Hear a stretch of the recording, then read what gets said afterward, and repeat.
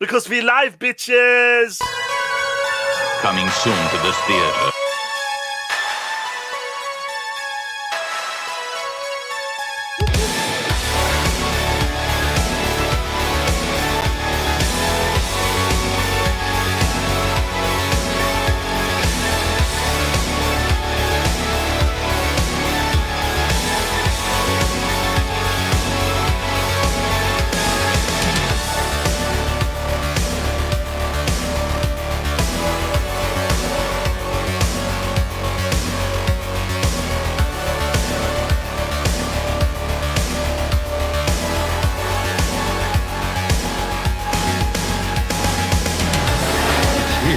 It's alive. It's moving. It's coming this way.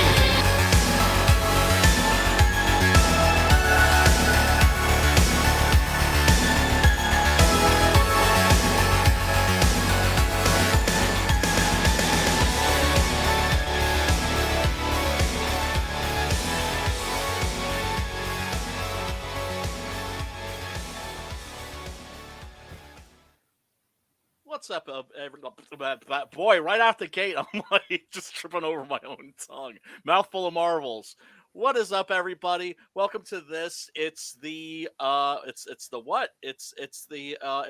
11th episode of the Horror Movie Club. The club where what do? We watch horror movies. Of course, that's what we do here. For those of you that are new to the stream. The idea is that we agree to watch a horror movie in advance. It's always something that's not behind a paywall. And the link is always in the description below. So you can watch the movie in advance and then hop in the chat. Let us know what you thought of it. Or just from listening to us talk about the movie, you think to yourself, damn, this sounds awesome. I need to check this out. Guess what? Link is right below in the description. And, now, let me get to the more coherent half of the duo, my man Matt Butch Cleaver Burke. What is up, brother? Save me. What up, man? How you doing, bro? Just right. Doing great. Just running around, doing errands, doing all kinds of stuff, man. How's everything going with you? Good. Busy, Busy, but busy? but good busy. I'm like signing NDAs. Nice, getting busy. Which is right. Mm-hmm. I got legal documents. Nice. Shit I can't talk about, but hopefully that I will be able to talk about sometime in the near future.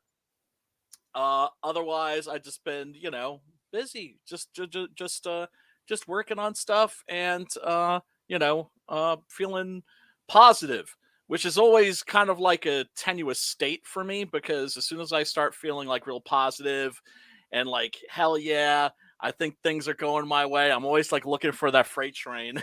It's going to come around the corner. It always happens that way, right? It does, man. So, but what about you, my brother, man? How are you doing? I saw your interview with Pete Samedi yesterday, which was, of course, fantastic. Oh yeah, that was fun. He was on talking about King Cryptid. It's like a book that I'm really looking forward to, and it's horror style, like the stuff we love, I backed it. Yeah, dude. He's just a wellspring of knowledge, man. He's got a lot to talk about, and it was really fun to sit down with him, and yeah, that was dope. And then I've been working on some commissions too, so that's been fun. And then working on my book, and then pretty soon working on a buddy of mine's book. I think you might know who that is. I think I do. But yeah, there's a lot of stuff going on right now. So I'm pumped up. Awesome. Wheels turning. Wheels turning is always a good feeling in this life. That's for sure. I hate when shit's always static. Right. And so it's it's been, in the Rona, so many of us during the lockdown, we felt like we were like frozen in time. Right. And, I was in legal limbo with the house and everything. So that left me feeling frozen in time. And now it feels like time is starting up again. Right. Gears are turning, and I'm just wheels in the sky, right? Yeah, man. Wheel in the sky, keep on turning. Hell yeah, man. First of all, everybody in the chat, thank you so much for hanging out with us. We really do appreciate you, because you could be hanging out a billion other places. There's other streams going on right now, I know. Jay Lee, what is up? Good to see you, brother man. Earth's Best Entertainment, what's up? You asking us what's up? We're asking you what's up. Thank you so much for hanging out. Now, tonight's movie, I got to admit, I am psyched for tonight's stream because I love me some Blind Dead. I love me some Blind Dead. Yeah, that movie was, it wasn't what I expected it to be, but it definitely, it's another like world it puts you in. You know, it's a movie that really helps establish itself as in a world that you can kind of dive into for a moment. You know. Yes, and you know, if you like that, guess what? There's 3 more official sequels. Wow. Okay. And that sounds interesting. It's a quadrilogy. What? And there's an unofficial sequel that was made in Spain during the 70s or I think early 80s. And then just recently there have been a spate of short films and also a feature called Curse of the Blind Dead. Oh, okay. That just came out from last year. All right. And so, you know, man, where do I even begin? Well, you know what? Before we get into tonight's movie, which of course is Tombs of the Blind Dead, everybody, if you haven't seen it, if you're a hardcore horror fan, trust me, Dude. you want to see this. You need to see this. Right. It's incredible. And the Templars are spooky as fuck, metal as fuck. Oh, totally, man. Like it reminded me of like, dude, where's Hellboy at? Like he's gonna come in here any minute and start fighting these motherfuckers. Like you could tell. Like I'm for sure. Like I mean, not for sure, but I'm pretty for sure that like Mignola was watching this shit, dude. If like I just love the Abbey that it's in. It's all the authentic, like you know, the locations, man. The locations. Man. We're gonna be getting into that. But first, we do want to talk about the week in horror. Nice. Have you seen anything this week that you thought was any good or that's even worth discussing? Well, I think talking about Hellboy, the new they have the new Hellboy movie coming out, and they have their actor. That's right. I think his name's Jack Kesey, if I'm not mistaken. He played like the Marilyn Shagrath looking guy from The Strain. Like he got bit, you know, he was kind of like the dude in like that glam, or not glam, but that shock rock metal type band. Oh, he was like pissing Marilyn and his dick fell off in the toilet. Character. Yeah. So he's playing fucking Hellboy, bro. And I guess the movie's gonna take place like in the 50s. So he's still kind of young. Obviously, when he becomes an adult, he's like fully grown, right? But it's 10 years after he comes through the portal from Rasputin, like the Rasputin seance, you know. So he, you know, they do want him to look a little bit younger. It's based off of The Crooked Man. And that's a story that takes place in the 50s where Hellboy has to go up against a coven of witches in Appalachia. And it's pretty awesome. Wow. Was that one of the John Burns stories? No, it was just the Mike Mignola wrote it. I think Christopher Golden probably co-wrote it with him, if I'm not mistaken, because Christopher Golden's like his homie. Like they'll write novels. Like they did one called The Bones of Giants where Hellboy goes to Scandinavia. He picks up Mjolnir and he gets stuck in the right hand of doom and it will not unclench. And he has to fight frost giants and it's epic. But those two, I believe Christopher Golden and Mike Mignola, they're writing the script, dude. It's just them. No kidding. It's basically like Millennium's last take at doing Hellboy, because they did the last one with David Harbour, which I thought he was like a really good Hellboy, but it didn't make money. Good. And the director was perfect, but there was just too much meddling with his vision, so the movie kind of came out a little. Yeah, but the movie was a mess. Yeah, right. Yeah, it did. But this one. I mean, but dude, like some of the shit in there was dope, you know. Oh, some of the shit in there was absolutely. That's the thing about the Hellboy movie by Neil Marshall Stevens, is that it's so fucking. I'm sorry, Neil Marshall. Neil Marshall Stevens is the guy who wrote the 13 Ghosts remake. Neil Marshall, who did Dog Soldiers, of course, was his debut picture, and he did The Descent, which is an incredible horror movie. Got that one. Yeah. Doomsday. So when I found out that he was doing Hellboy, I was like, fuck yeah. Oh yeah, I was like, fuck yeah, you know.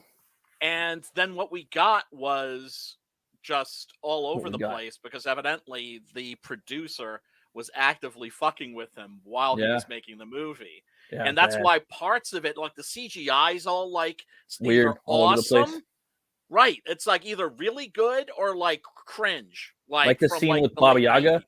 That scene, like you can't step to that scene. The one where he goes to her house, you know, and she's all like Yeah. full body, like prosthetics for the most part. That scene was Oh, good. man. And then they teased Koshi the Deathless.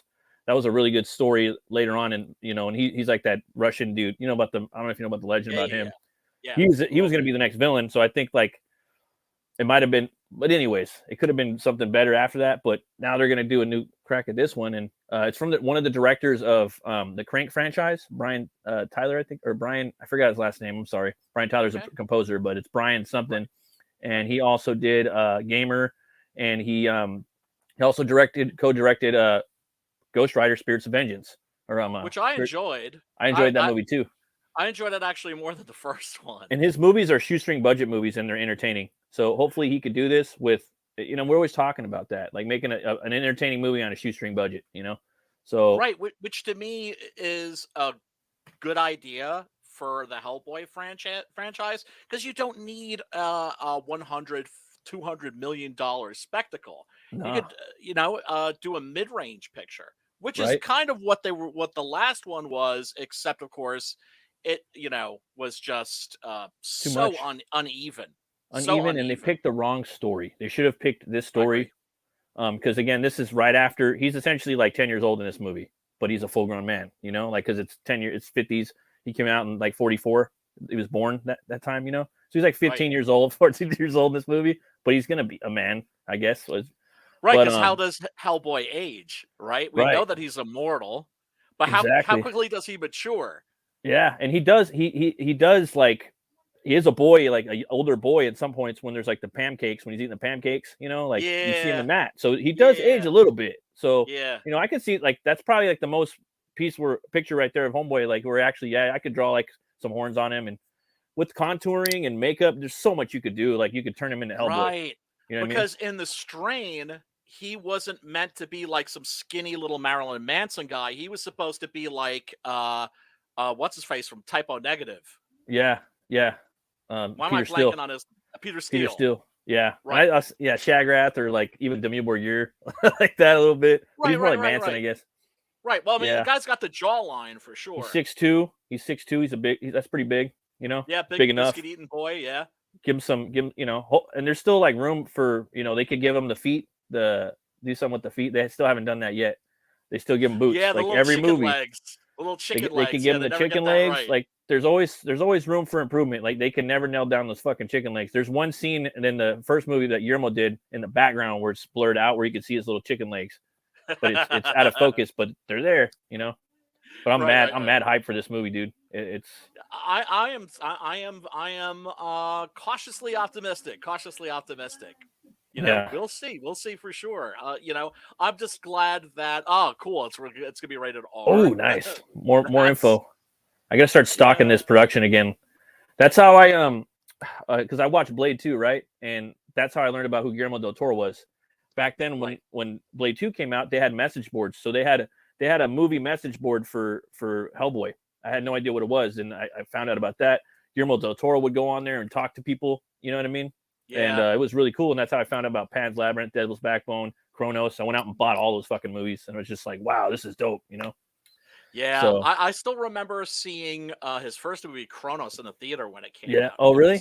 Yeah. it was playing at like a local, it was playing at I always call it the strenuously trendy Angelica Film Center. Right? This was a place in New York City. It's called the Angelica Film Center. It's not a cinema. It's not a movie theater. It's a film center. And so that's where you would go to see like the art films. But the cool thing was they wouldn't just show art films. They would also show like Dead Alive. Nice. Right? Cemetery Man. Like horror movies that didn't sort of fit the mainstream mold. Like horror movies that you wouldn't see at the Cineplex, right? At the multiplex, because they were from another country, or they were in another language or something, or they were just weird, right? that's like movies that fell into that nebulous space of like art house horror. That's dope. Which Guillermo is which perfect for that, right? Guillermo's perfect for that. Yeah, and Cronus was his first feature, and like so right off the bat you were like, yo, this guy's like somebody worth watching. Yeah. And then Mimic came out, which I thought was aight, but not great. Right. And then Devil's Backbone, Pan's Labyrinth and Blade Pan's 2. Labyrinth, Blade 2, and then of course the thing that I really respect about him was he said, I had the choice, like was I going to make Blade 2 the Guillermo del Toro movie, or was I going to make Blade 2 the Kick-Ass movie? Right. And he said, I'm going to choose. He chose the latter. He was just like, you got to think about the fans, right? Yeah. And yeah, I mean, I have to be honest. I haven't really vibed with anything that Guillermo's done in like the last decade. Yeah, but the movies are a little different now. Seems like. Yeah, but at the same time, I love and respect that dude. He's one of us. Yeah, right? Totally. And somebody that hopefully we're still going to see something still has the potential to produce something amazing. I haven't put Guillermo in the Dario Argento pile. Do you know what I'm saying? Yeah, I hear you. Where it's like Argento has not only not made a good movie in like 25 years, he's made nothing but like horrible movies in 25 years. I was watching Pinocchio. That one was pretty dope. The new one. It's pretty brutal too. I've heard. I watched some of it. I was watching it on like Christmas or I don't know. I was over at the in-laws, but it was pretty good. I was digging that. I have it. I keep meaning to watch it. Yeah, it's on my to watch pile. Yeah. Hey, Shadow. What up, Shadowhawk? What up, Shadowhawk? Thank you for joining us. Yeah, I mean, we were talking about that scene from like the previous Hellboy movie, which right, you got these really great scenes, and this one, yeah, totally. Right, and then there's that scene where Mila Jovovich's eye is hanging out, and it looks like CGI from like the late '90s, from like Mortal Kombat. It looks like something from like that Spawn movie. Yeah, no, it's pretty bad, and it's just they didn't have to, like that was. I thought that was a dumb move for them to do that storyline. That's the last story before he dies, and so they skipped like Wake the Devil. They skipped like the chain coffin and all these little short stories that like.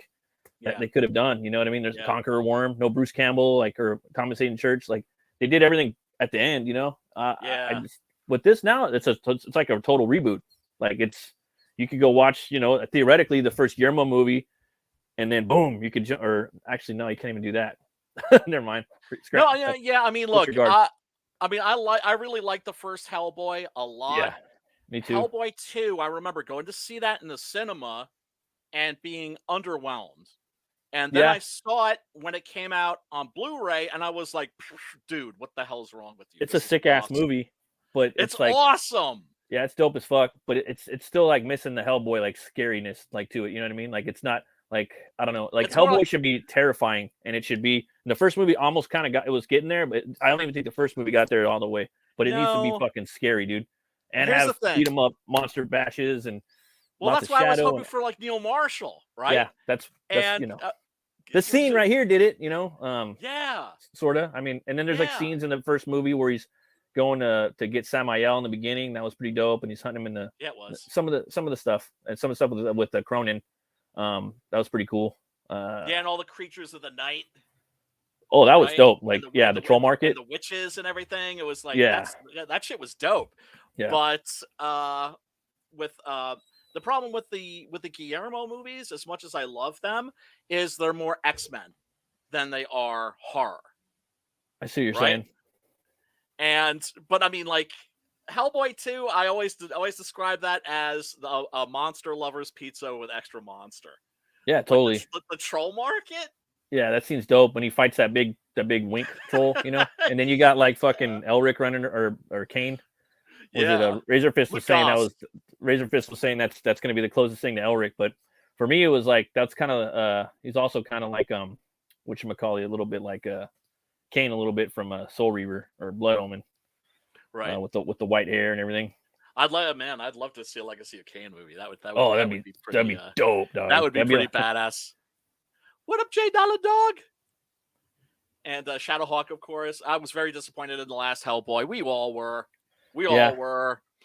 I have my hopes set high for that. I have my hopes set. I'm not gonna like put my, because that's my thing, is I set my hopes, my standards really low for everything, but especially these days. But not for Hellboy. Like there's certain things where I'm like, no, I'm mad hype. I'm going in there mad hype, and I want the, you know what I mean? I just can't. I can't not unhype things like that. You know, I like that first part where he's fighting in the dude in Mexico. That was dope. Some of the CGI was kind of dodgy, but it was dope. Like there was a lot of stuff to love in the new movie, but most of it it sucked.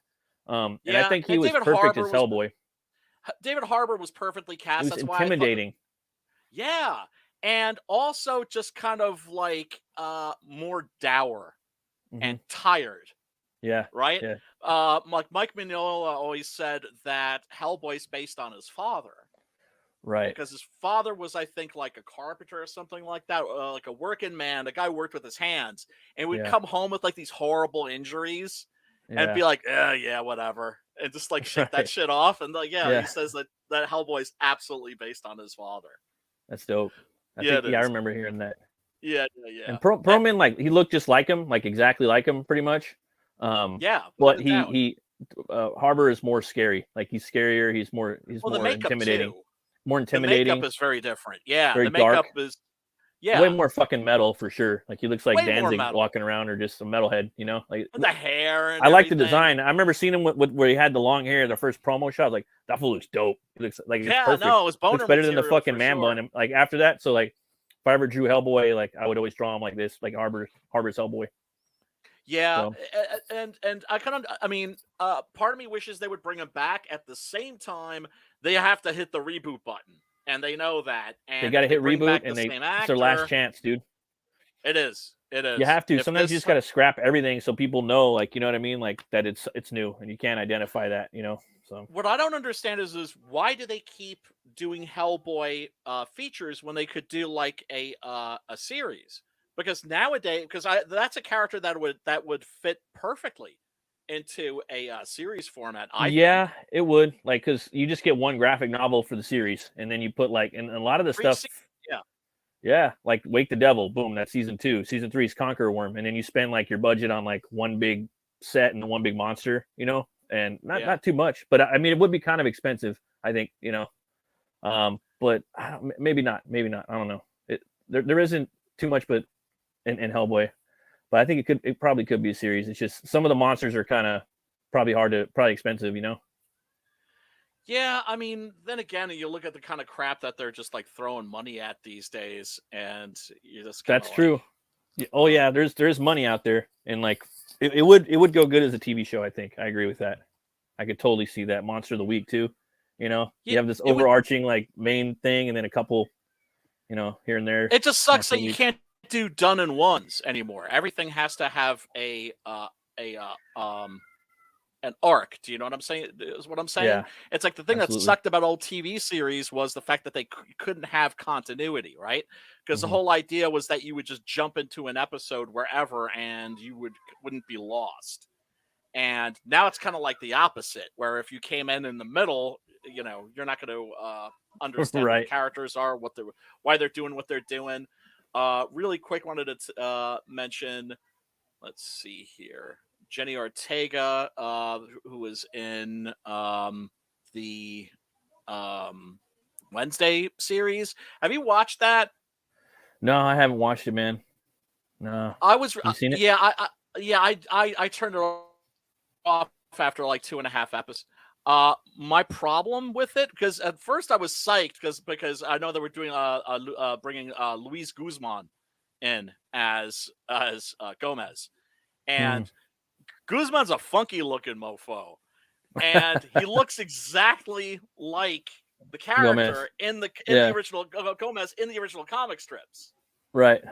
And so I, you know, as a comic book nerd, whenever I'm watching anything that's like comic related, you know, a movie, TV show, and it looks like, you know, the character looks like they jumped off the page onto the screen. Yeah. Like something like The Crow, for instance, like Brandon Lee looked exactly like that character. Right. That's always fun. But for me, the Wednesday series, it wasn't the Addams Family. It was like Hogwarts. It was like, I mean, really, it's like Wednesday goes to Hogwarts. It's oh, really? It's Harry Potter.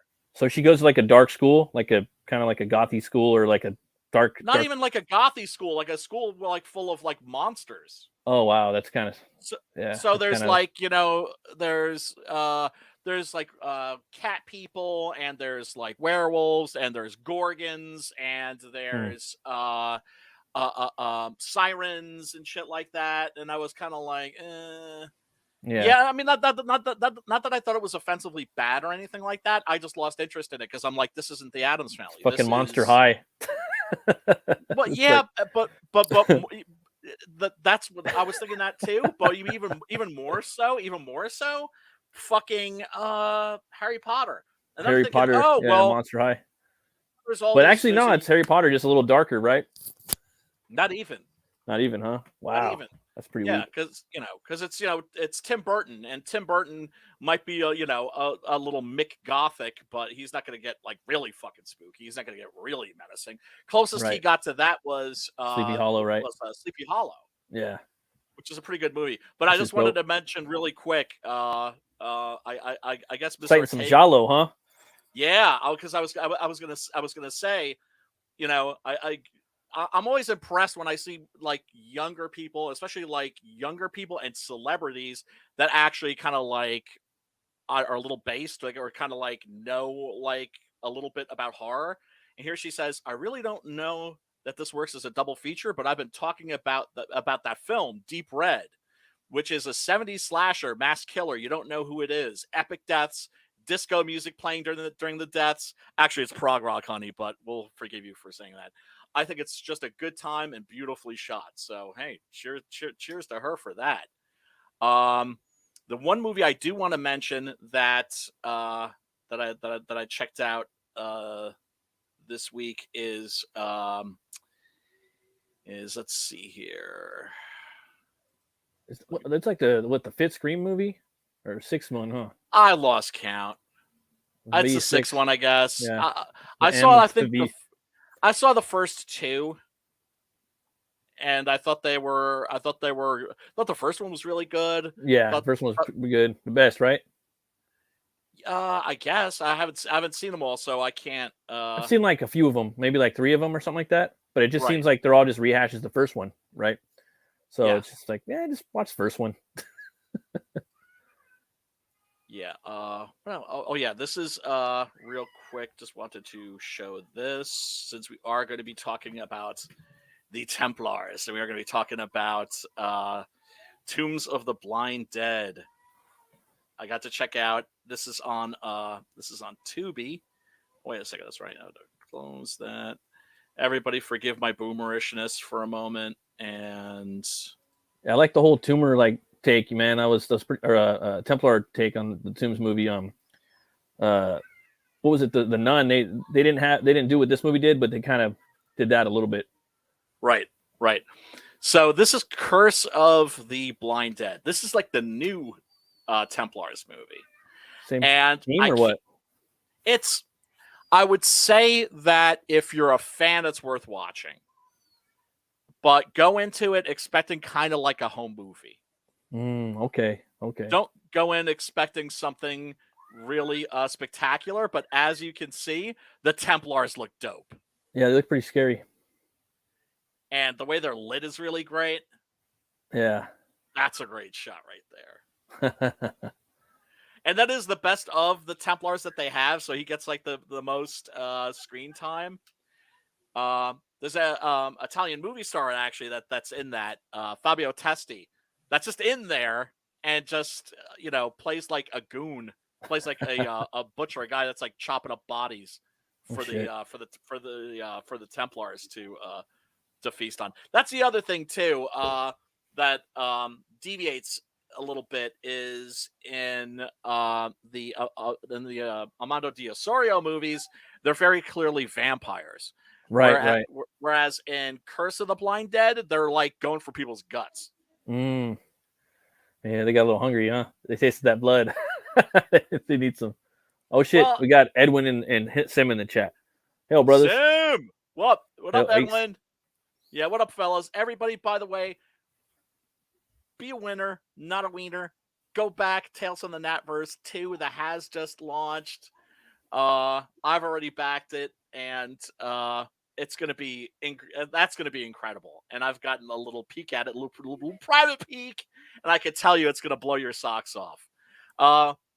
Yeah. Oh, what up, Edwin? Oh, obviously, also go back the Ace. Oh, Volume 3 coming soon. Looking forward to that as well. Let's see. All right, so La Noche del Terror Ciego. Can you translate that? I can't. My Spanglish is pretty bad. It's the Night terror of Terror. Yeah, that's what I got so far. But the Ciego, it got me on that one. Yeah, anybody speaks Spanglish in the audience, help us out here. But real quick, I also want to take a little peek at the trailer, and we're gonna talk not only about this movie, we're gonna talk a little bit about Spanish horror. And if you've been sleeping on Spanish horror, you need to chickadee check it out, because holy crap, it's amazing. You didn't really get. Dope. Oh yeah, check this out. There's like a Templar's blacklight poster. Yeah, right. That's pretty epic, dude.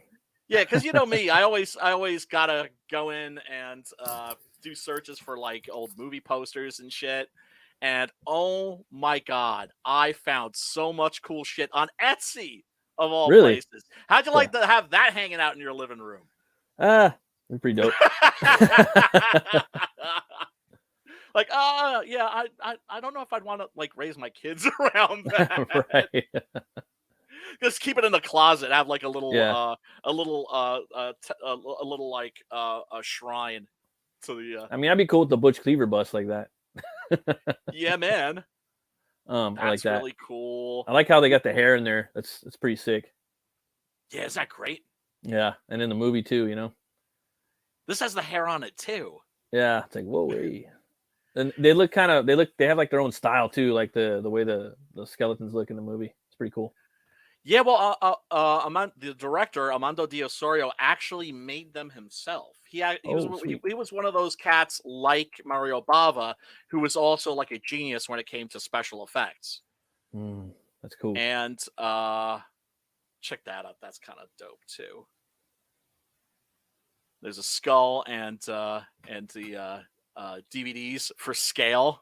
It's almost like a dwarf version. Yeah. I love this poster right here. It makes Night of the Living Dead look like a kid's pajama party. Then straight throwing some shots, huh? Yeah, man. Flexing it up. Yep.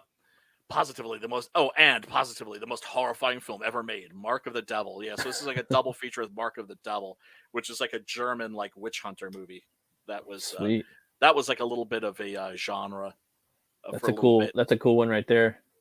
Scream so they can find you. That's a pretty cool one too. There's some fan art right there. That's dope.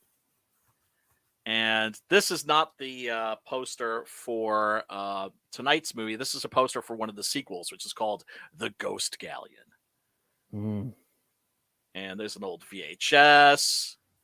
And let me see. That is kind of similar to, or here, check out. This is a great little book right here. It's called Immoral Tales, European Sex and Horror Movies, 1966 to 1984. And you can see that this book has seen better days because it's been loved. And it's been loaned out to a lot of friends here. Sim, if you're still in the house, you should check this out. You're going to like this. It's a poster for a Jean Rollin movie by Droulet. Sweet. Right there. I'm actually tempted to like get another copy of this so I can actually rip some of these pics out and frame them, because these are suitable. A lot of these are suitable for framing. And wait, they don't. I thought they had one for Tombs of the Blind Dead. They don't actually. They just have one for The Ghost Galleon, which is in America known as Ship of the Zombies, which is how I first discovered these movies. On late night TV, they were showing the Ghost Galleon, which like I said is like the third in the series. In that one, the Templars are just like floating around in a ship. That's basically like the Flying Dutchman. Oh, that's awesome. And the ship is kind of like in its own weird dimension. Oh, wow. And it has a mist that follows it around. So if you go into the mist and you're like on the ship, you're fucked. You know, you're in the Templars dimension. Right. And that movie just absolutely just gave me the creeps as a kid. I was like really, really, really inspired by it. Yeah, Droulet is one of the GOAT, one of the greatest of all time, without a freaking doubt. One of the founders, of course, of Metal Holland, heavy metal. So in the 1970s, now of course, those of you that aren't that familiar with Spanish history, there was the Spanish Civil War. The fascists won that war. Although really Spain in the 1940s, 50s, 60s, 70s wasn't so much genuinely fascist. They were actually a military dictatorship. So the only two actual like authentic fascist regimes that have ever existed were the Italian and the German during World War II and pre-World War II, obviously. And so Spain was like a military dictatorship, but it was a fairly mellow one, but still they had pretty strict censorship. So what happened was, but you could travel freely. It wasn't like being like behind the Iron Curtain, right? In East Germany or someplace, in which case you were fucked, right? Yeah. Or Poland, one of those places where it just like, life was hard. You could, you had the freedom to travel, and so you had a booming tourism business of Spanish people going to border towns in France to see like movies that were banned in Spain. Oh, that sounds like fun for them. Yeah. And so on the weekends, the hotels in those French border towns would be sold out, like, no vacancies. Right. Making bank, huh? Yep. Because people were there to see Last Tango in Paris. They were there to see whatever movies it was that were out that were kind of considered, I don't know, deviant, right, or controversial. It's like them, and it's crazy, man. Like the people, like what they had to go through, and what like the Brits had to go through, with man, censorship. Yeah, man. But what happened was the Spanish film industry was like, hey, we want to start making horror movies, and so General Francisco Franco's government said, okay, you can make like horror movies and show boobs and that sort of a thing. The movies just can't take place in Spain, right? Because we don't want people to like think that we have like blood-sucking Templars and werewolves and that sort of thing. Right. That sort of thing does not happen in our country. It happens in other countries. Right. It's in Portugal or something. It's in Portugal. Fuck out of here. Right. And so they started making horror films. We've covered one of them before. We had Werewolf versus the Vampire Vampire. Why can't I talk tonight? Werewolf versus the Vampire Woman with Paul Naschy. Yeah, that one's pretty dope. And wow, this was one of the movies that really started the Spanish horror boom. You couldn't really see these movies on TV when I was a kid. They didn't really show Spanish horror on TV. A notable exception being, I suppose, this movie, the Ghost Galleon. Let's see, let me pick. Yeah, and damn, I love that poster. Isn't that cool? That's pretty metal. It's pretty metal. It's very metal, because and that's one of the things we're going to get into as well. Is some good art, dude.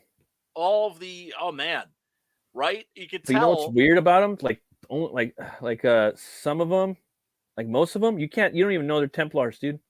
Like it doesn't spoil it, because they don't have the crucifix on their chest, and a lot of the fan or just in the marketing. Have you noticed that? Yep. That's and crazy, they're huh? only mentioned as the Templars once in Tombs of the Blind Dead. And I picked that up too. I was like, dude, Yeah. okay. Yeah. This is a pretty cool poster right here. La Noche del Terror Ciego. And let's It's like see. hypnotic right there. It's kind of like a perfect like concept when you think about it, you know, because like the Templars, a lot of more like rapists, murderers, killers, you know, also like princes, you know, they had to go on crusade for 100 years. You know what I mean? Yep. And just the whole fuck, that's 100 years. Like who knows? That's 100 years, dude. Like Templaring, you know, temple rating. Yeah, man. And who knows what, right? And yeah, for those of you that aren't, oh, by the way, really quick, I have to say, I think this is the tie poster for the movie, and you'll notice the burning mannequin, right there, in the back, right, which is from a scene in the film. Wow, man, the movie came out in 1972, huh? and Americans did not know what to do with it. Like the American distributors evidently were very confused. And I think, oh yeah, well, all right, I got to show. Where did they film this at? They shot this at an abandoned. I had to ask, dude. No, of course, no. I was going to mention it too. Like I said, man, they cut off my ADD medication. That's what I'm blaming. No, they shot this at a abandoned, not a mission, a monastery. Oh, okay. This was an abandoned monastery. So the movie opens up with shots of these incredible locations. Was it in Spain that they filmed it, or was it in Italy? Spain and Portugal. Oh, okay. And a little bit in Rome too. I think could see like a lot of like there was a lot of like for the architecture in here and a lot of the details that are on there, like that what once was this building, you know, this abbey or this mission. There was a lot of detail on there, man. Ornamentation, I should say, on the walls and whatnot. I was just thinking about that when I was watching it. Like, damn, dude, that place had some history to it. I bet, you know. See, like right there, of probably got bombed out or something, you know, a little bit, maybe. More like, yeah. I mean, it may have taken like a couple of hits during the Civil War, but at the same time, Spain wasn't flattened like Germany was, or some other countries in Europe. Even Italy got bombed quite a bit. So, you know, a lot of their historical structures are still pretty intact. And you look at these locations, you're just like, holy crap! That looks 100 times cooler than anything they could possibly build, and it was right there. Right. Yeah, it's pretty epic. Cool. And they're not even showing, like, there's more in there too, like big epic shots. I think I actually probably have pictures of photo referencing from this movie that I printed out the library like almost 10 years ago, because I remembered some of the architecture, some of the archways and whatnot. When they're walking through there, I believe the man and the woman that were looking for the girl that, you know, bounced out on him. Yeah. I was like, wow, man, I love the sets. Yeah, Roger and Virginia and Betty. We're gonna get into Roger and his incredibly awesome muy macho sideburns. Wolverine. Yeah. I remember when I was a kid, man, I always wanted to grow sideburns because I thought they were cool because of Wolverine and like Sabretooth, you know. Yeah. Well, there's one right there, those archways. Yep. Yeah, that's Gothic architecture. It's flying buttresses. Yeah. Love that, dude. Yeah. I mean, I'm a big fan of Gothic architecture. Me too. Yeah, it's just so fucking cool. I love how the bells start ringing. That shit's trippy. Boom, boom, boom. Yeah. Real quick, let me. Oh yeah, there he is. Yeah, baby. Ladies, you know you could not fucking resist that dude right there. Spanish slogan. Slogan. And look at the expression on his face. He's sort of like sexy, and I know it. Right. Real quick, let me see if I can give I'm you. gonna get a brewski. I'll be right back. You got it, brother. I'll hold it down. Let's take a quick look at. Oh man, we're gonna take a look at some really, really cool stuff tonight.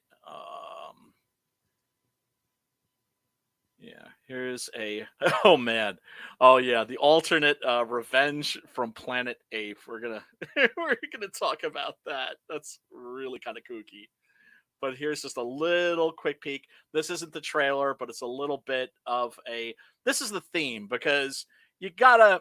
It's the music is such a part of these movies, and the theme of The Blind Dead is just such a part of these movies. Check that out. Yeah, Pops, I'll get your panties in a bind, brother. Don't worry, I know the pause.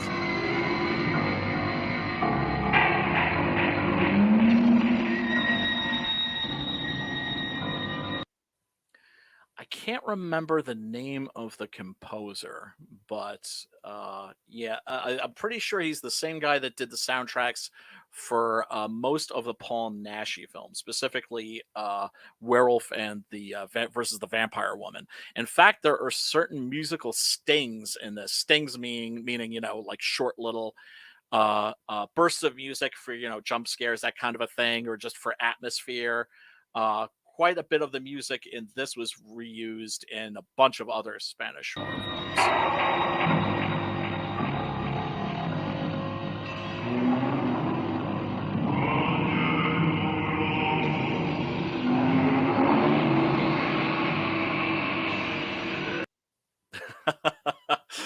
Yeah, if you listen carefully, actually, I don't think you even need to listen carefully. You'll hear a voice go. Bleh.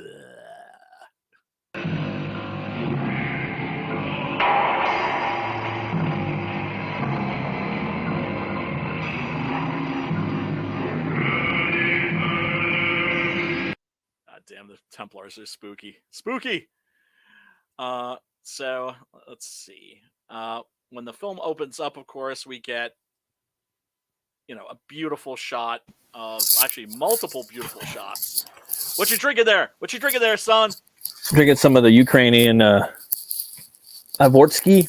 I can never pronounce it, but it's a red red lager. It's delicious. It's like 7%. Oh, nice. And they only sell it in one spot, and I'm the only one that buys it. Oh, really? Yeah, and I go in there like no one touches it, and then they'll just wait till I buy all of it, and then they'll buy more. They'll bring more in, Like I can tell because it's always sitting, like the bottles are always faced in the same spot of when I left it. I'm like, hey, whatever, bring it in. Yeah, let's just hope there no suckers come in and try to take your beer. Hey, that's my beer you're palming right there. Right. Or give you a quick heads up. I'm just giving our audience a little taste of the music for the Blind Dead series.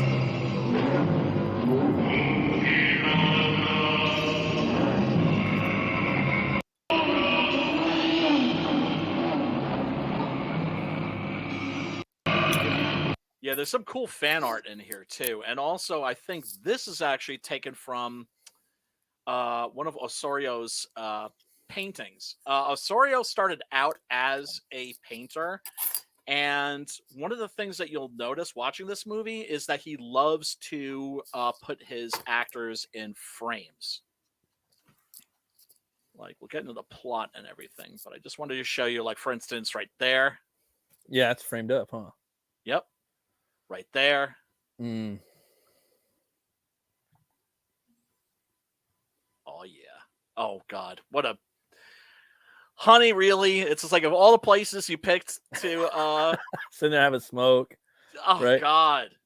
It's all scary as fuck. It's like, nah. Spooky as fuck, man. Spooky as fuck. Well, one of the things I love about this movie, too, is how it opens up, like, really in a really bright and sunny location. Now, I didn't watch... I think the YouTube version that's in the description, I think that's is that in English and Spanish? Is that dubbed? It's Spanglish. Yeah, I was like, whoa, like what the fuck's going on? I'm like, oh well, fuck it, I'm gonna roll with this. Right.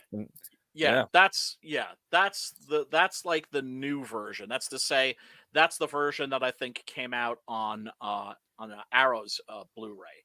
And if you're confused as to why, 1 minute they're speaking English, 1 minute they're speaking Spanglish, it's because it's a composite print, which is to say that the English language version, they never recorded English for those bits of the movie because they cut them out. Oh, okay. To interesting. To tighten up the running time. Now, some people will say that this movie is slow.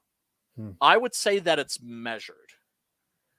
Or I should say that it has a measured pace, because it is slow, but it's slow the way like a really good death metal song is, like chung, chung, yeah, chung, real sludgy and slow and doomy.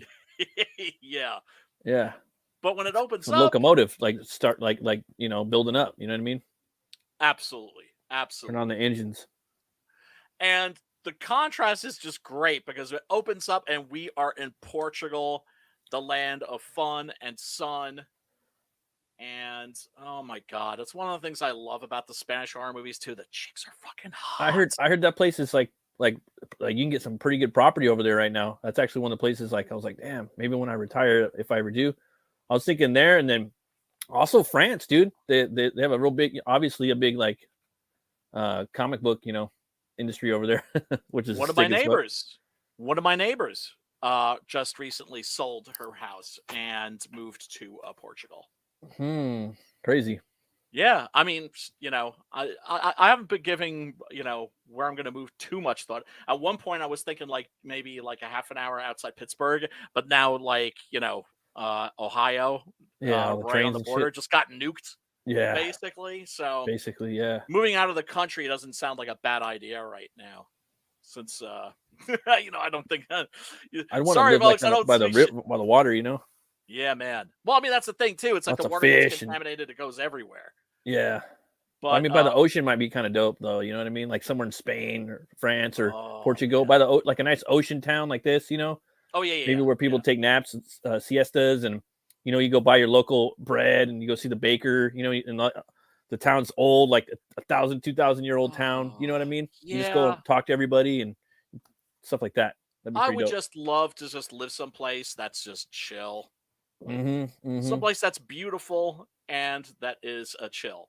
Then you go home to your library, you start typing, or in my case, I go home to my little art spot, I start drawing like that. To me, that would be like awesome, dude, like a retirement piece, Yeah, man, without a doubt. So, Virginia and Roger are on vacation, and they run into an old friend of Virginia's named Betty. And it turns out there's a little history between these these ladies. And Wolverine, he's sort of like, yeah. So Roger, he doesn't really do this. I mean, yeah, he's all studly and everything, and he's got the mint hair. He's got. Let's face it, the power is in the sideburns, right? Right, the power is in the sideburns. He's like, So he's all studly, and he's like, hey, well, why don't you join us? Right? Because, well, two chicks better than one, right? Yeah. What he doesn't know is that Betty's a lesbian. Yeah. And that she has history. And so Virginia is immediately kind of like, feeling like a third wheel. And, her boyfriend, Roger, is getting a little frisky with Betty. Even though it's kind of innocent, it's innocent from Betty's side. Anyway, right? Because, she's gay, so she's not, she's really not a threat here. But, Virginia doesn't like that Roger's giving her old flame some attention. And then we flash back. This is always cut out of the American versions of the movie, so the relationships are a little murkier. That makes sense, right? This is when they were in school together, and then of course we get some hot girl on girl action, because what straight guy doesn't like hot? So this is back in the day, right? This is back in the Disney. I thought it was happening now. Like I thought it was happening like in like they stopped somewhere and like it happened overnight or something like that. That makes sense though. you notice like the soft lighting and everything. Yeah, the smoke to Oh, signal that too. it's Yeah. The steam. to signal something another time, right? Right. And I thought that was really interesting too, right? Because they're having a conversation here, and she's like, "Hey, remember, we had this thing when we were in school together." And so we go to the flashback, and then the steam from the steam engine is floating over the image of them in the past. This is a thing also, like in comic books. If you're doing a flashback, you have to have some visual conceit. Exactly. Like black and white or sepia or something. Something. Yeah. Have to. You can, in comics also, you can change the frame. Right? But you have to have some visual indicator that what we're watching now happened in the past. I'm not going to name any names, but I have I read a comic by a fellow creator where he had a flashback where he didn't do any of that. And so I didn't realize it was a flashback until I got to the end of the comic. Right. And, it was, oh God, awkward. So, yeah, Virginia's just not feeling it. She's pissed off. She's feeling sulky.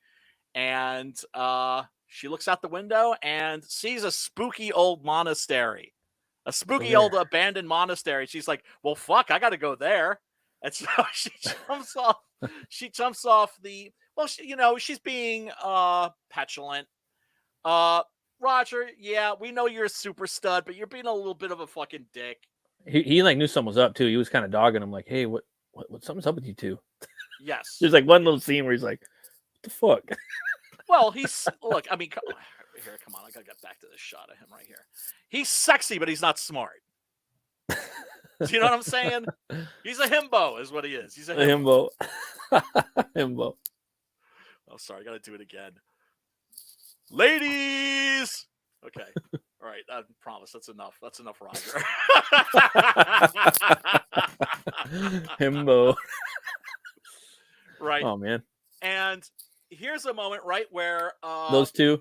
Yeah, where you've got the conductor and his protege, and the protege is just like, "Hey, this girl just jumped off the train," and the engineer is just like, "Fuck it, like we ain't stopping here." Right. And it's interesting because if you've seen this movie before, you end up and then you watch it again, you realize that everything bad that happens in the movie from here on forward is because of this decision. Yeah, that's true. I never really thought about that. They could have like stopped it. Absolutely. It comes full circle, right? It does. It does in a very, very unexpected Bites him in the ass. Bites him in the ass. Goddamn right it does. Like probably like for sure. Yeah, man. Oh man, the ending is just figuratively and literally, I guess. Yeah, that's one of the things. That's one of the things about this movie too. You are not going to expect the ending. Nah, you're not going to expect the ending to this at all. I was like, what? Yeah, it's bold. Let's put it that way. And that's one of the things I like about Osorio's movies. They're like Bava's films, which he's obviously seen, right? There are a lot of visual indicators that he's familiar with Bava's movies. I like that. Oh, yeah, sorry. There's the seven. No, don't, dude. I'll just like take a picture of that and want to draw it. Like the columns in the background, the crosses in the dirt. They have their own crosses because they're Templars, right? Yes. I was gonna say you would. Honestly, I was watching this last night. I was thinking, damn, Matt would draw the fuck out of the Templars. Yeah, I would like to draw that. Like this would be fun. Hell yeah. And I mean, just look at these locations. They're just stunning, right? Oh, and man, great place to go for like a picnic.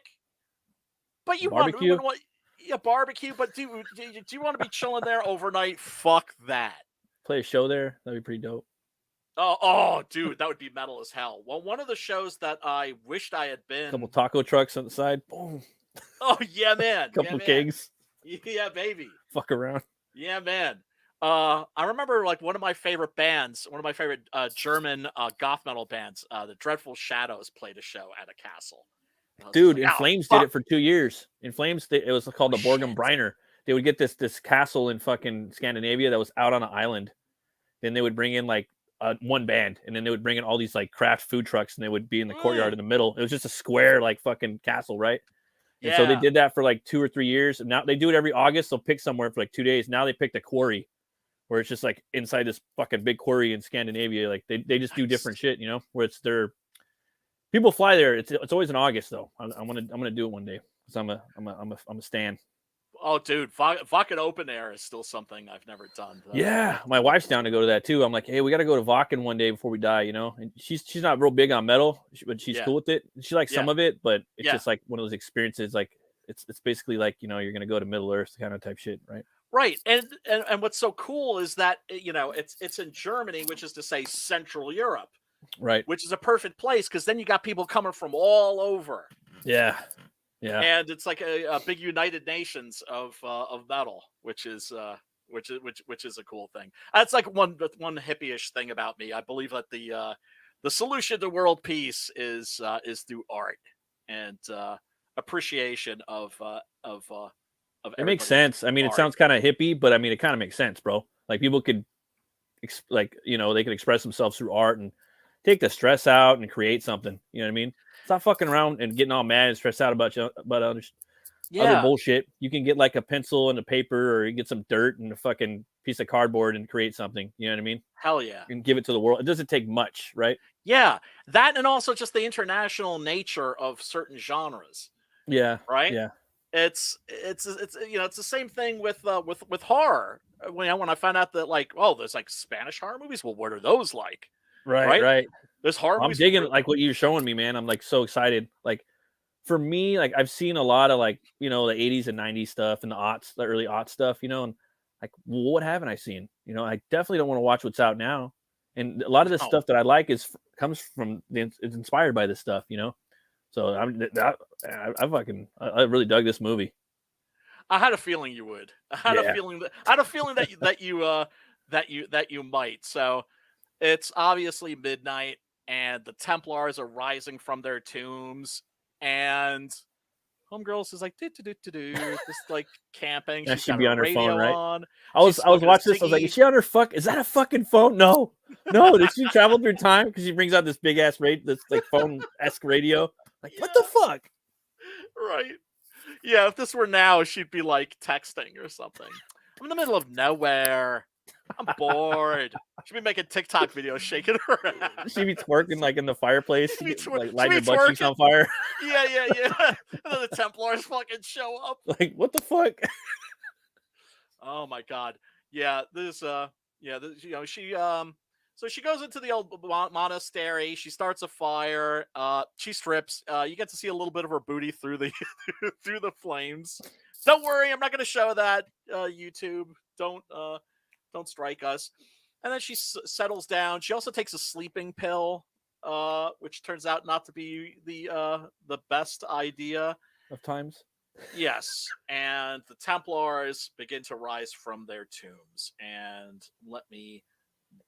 Creepy slow as fuck too. Like they bring the horror, you know. I was like, oh, they're doing a good job with that. Okay, those motherfuckers, like they're coming in slow and scary, dude. I was like, that's horror right there. Remember what I was saying about like a slow death metal song? The locomotive, like, yeah. Chung, chung, chung, you know? Yeah.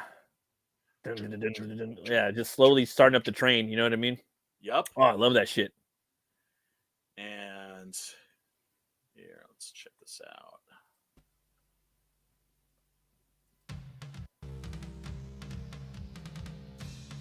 This motherfucker. Pedro. He like gets it better than anybody's ever gotten it almost, right? Yeah, he does. It's like he gets it, dude. Yeah, well, I mean, you know, I was crying buckets of tears for him. Right? Couldn't have happened to a nicer guy. I was crying buckets because laughing at him like that. Like, ah! Yeah, man. Like now you're screaming like a bitch. Right? Let's see here. So I'm looking for. Yeah, I love how they come up all slow. And not all of them look the same. They're not all cookie cutter. Like if you really examine each one of them, they're like different characters almost. Yep. And you didn't need to get the backstory for it, but I was glad that they did. It made it cool, like really, really cool. I think there's a lot to be said with Templars and horror, like Templar horror, you know? I agree. I don't know if it's a genre, it's a sub-genre unto itself, but this is 2 movies. Now there's even more from this. It's just because a lot of the dudes were fucking crazy motherfuckers. You know what I mean? You kind of see them making deals with Satan and shit. You know, it just works. Well, the Templars were mysterious, right? They were mysterious. Very much so.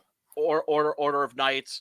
They were, of course, wiped out as heretics, but that was also because of, but at that time during the witch craze, a lot of that was about money and land grabs.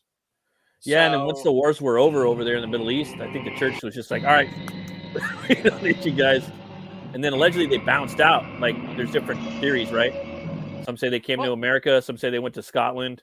Like, no one knows. And they had all that treasure, Like, it's some think that they, met up with some of the, they found some of the Viking rune stones. Like, there's a lot of different things in America.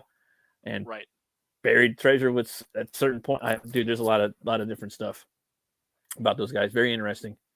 I think the Templars largely came into the public consciousness because of the Da Vinci Code. Right? Remember, that came out. The novel was a huge Kingdom hit. of Heaven. I have that one with Ridley Scott. I really like that one. That movie was like it's all right. ninja good. Like, it's kind of a slow movie, but it's fucking dope. And you see the big Templar, I still think that that's like a genre of movie unto itself that could really be, you could do a lot with that. Like, it could be bad fucking ass, dude. Like Templar, like horror movies, just action movies, just both combined, like going in there, like hundreds of years of like, who knows what the fuck happened, what they stole and what they've unearthed. And you got the good, maybe there's good princes that are Templars and you got bad ones. And I think they made a TV show now I'm starting to remember. I think I saw a TV show where that happened. You know what, dude? I think I did. The Templars are everywhere now. Yeah, right? Yeah. Once they entered the public consciousness via the Da Vinci Code, now people know about them. Of course, this was made in the early 1970s when the Templars weren't that famous. Now, the origin story, eventually we find out who and what these monsters are. That was a scene that we'll get to. That was at the beginning of the American versions of this. But homegirl Virginia, she can hear somebody's moving around out there, so she gets dressed and she opens the window and booyah! And it's just it's such a great scare. And so you get a Mario Bava zoom, and then the hands just comes reaching in. Now, the thing that's so great about the Templars is that Osorio made these monsters himself by hand. And that's awesome. And so there's they're basically a combination of actors and costumes and puppets. For instance, here she bars the door, and then the Templar's hand reaches in, and I just love this shot, and it grabs the bar, and you see it flexing, right? The fingers tightening, picking it up, and then releasing it and dropping it on the floor. And this dude coming out of the cobwebs. Nightfall was the show. It had Mark Hamill in it too. Only did 2 seasons. And then of course there's the Saint, the old TV series, the Saint Simon Templar, right? Takes his name from the Templars. And so, these spooky motherfuckers, oh God, they're just so spooky. Yeah, dude. Spooky as fuck. And slow. Because they know they're going to get her. But then when they have to, when they got to flex, they jump on their horses. I was like, what the fuck? I was like, damn, these motherfuckers are gangster, dude. They're just jumping on their horses going hard. Yeah, they are. Yeah, they Full are. force. Yeah, man. And they're just scary, man. I really think that there are moments in this movie that are absolutely horrifying. Yeah. Absolutely horrifying. So Virginia gets away. She actually steals one of their horses, but they light after her and they catch her ass. And they gnaw on her. So Betty and Roger are concerned about their missing friend. They ask a local maid, or I should wait person at the hotel where they're staying about, the local legends. And she's like, I literally can't talk about this shit. Like, they'll fire me. And so nobody wants to talk about what's going on there. And of course, that's never a good thing, because knowledge is power. And well, the characters in this have no idea what they're going up against, and no idea what they're walking into. So the next day, the train's going by, and yes, Virginia is found dead, bitten to death, and all of her blood drained by the Templars. And they roll deep too. There's like a lot of these motherfuckers too. Yeah, there's like 15 of those motherfuckers. Like at least a dozen. Yeah, at least a dozen for sure, dude. Let me see. Like, I never actually counted all the Templars, but look. You see me rolling. Look at right there, dude. Yep. There's like rolling fucking... deep, man. Imagine that. Oh, you're fucked. Completely.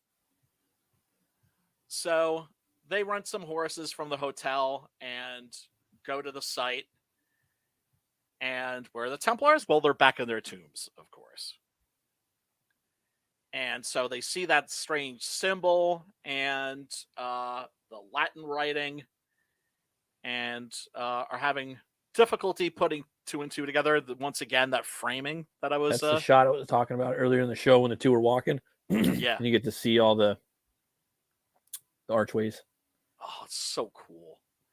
Now, like, that's another one. Here's the interiors, for instance. Like, this is a set. Right, yeah. But this is all real. That one specifically was the one I really liked too. Oh my God. I don't know if that's the same place as like because it's probably two locations I think that they made to make this Yes.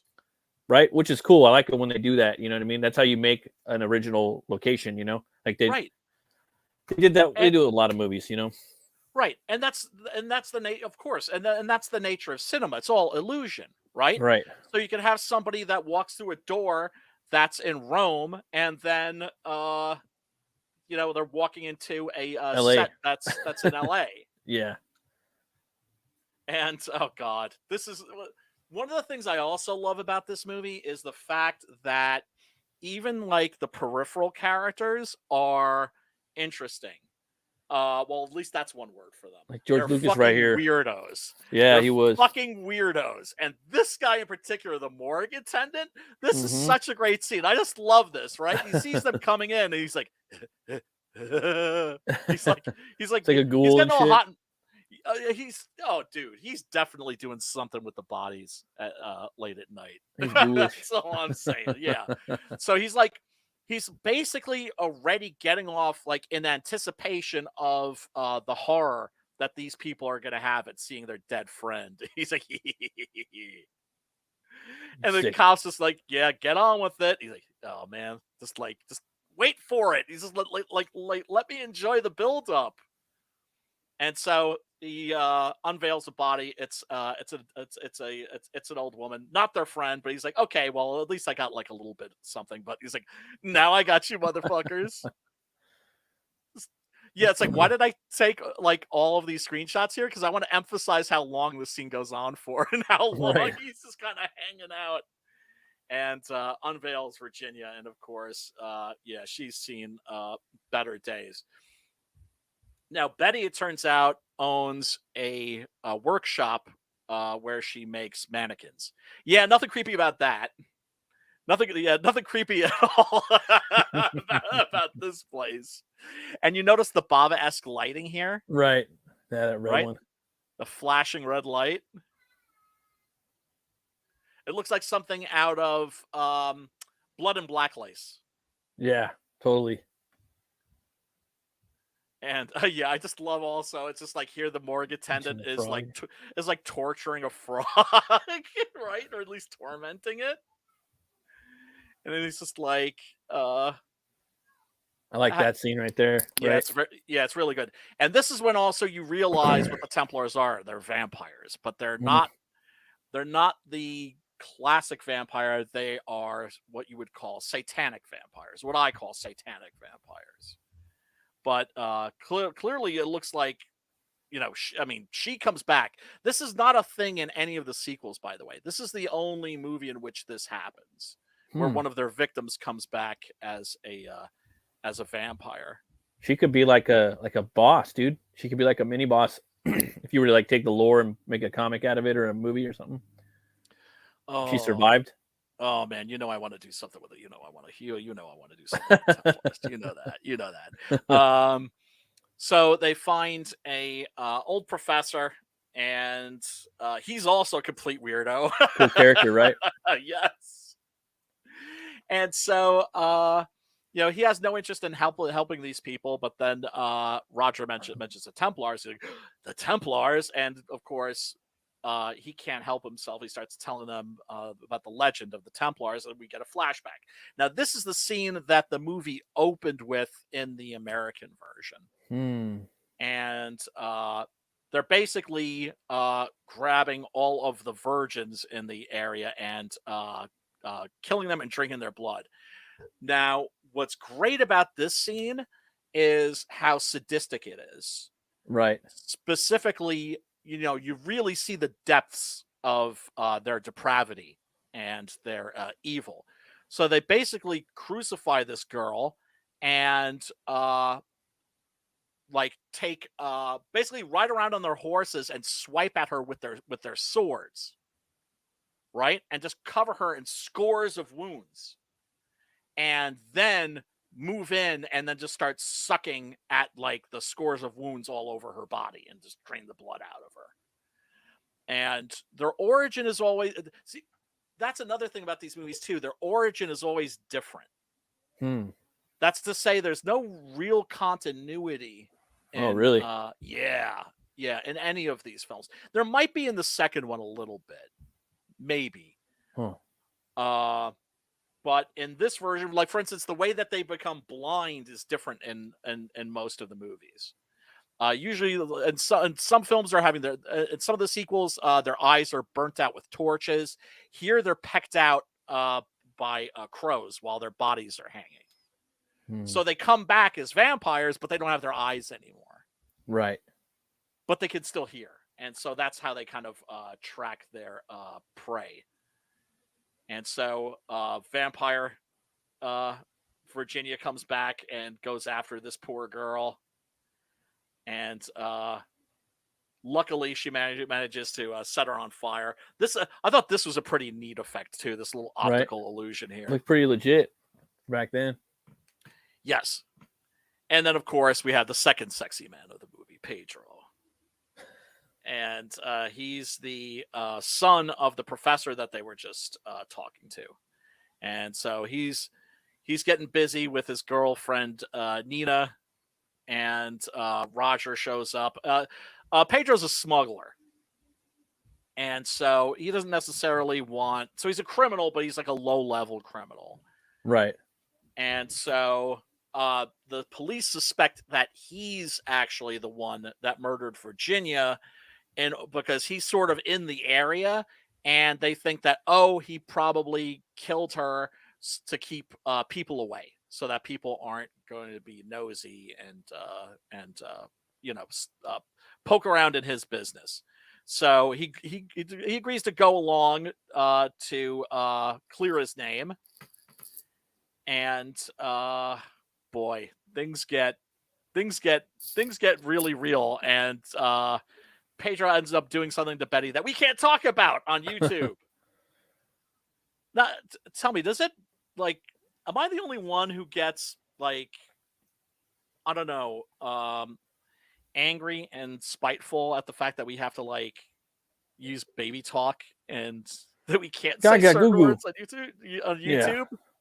Yeah, it's kind of weird, man, because it happens. It's like saying it doesn't happen. It's like lying about it. You know what I mean? And those things happen in real life, dude. And it's something that you should, like people like to run and hide from things, and like, no, you should be aware of stuff. You know what I mean? And you should be able to like combat. Lorenzo, hail. What up, Lorenzo? Thanks for tuning in. Hell yeah. Yeah. Thanks, brother. We appreciate you. Everybody, by the way, thank you for tuning in. If you want to check out tonight's movie, link is below in the description. You can it is a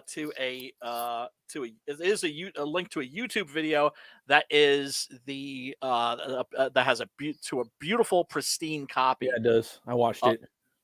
That's like from the Blu-ray. Yeah. Real quick, I just wanted to see. I had this movie on VHS. Oh, really? But yeah. Well, actually, you know what? Where I first saw this movie, I first saw this when I was living in New York City, and there's there were these video stores that are pretty legendary, Kim's Videos, right? The Kim's video stores. There were 3 of them. At one point, I think there may have been 4. Actually, there were 4 at one point. And so I would pass one of them that was on Bleecker Street on my way to and from work every day. And they always had bootlegs. That is to say, hard to find shit or bootleg copies of movies that you could only get on Japanese Laserdisc with, like, hard coded subs and everything. And Tombs of the Blind Dead was one of them. Sweet. And because these were films that I'd read about. I had already seen The Ghost Galleon on late night TV. That's what immediately made me a fan.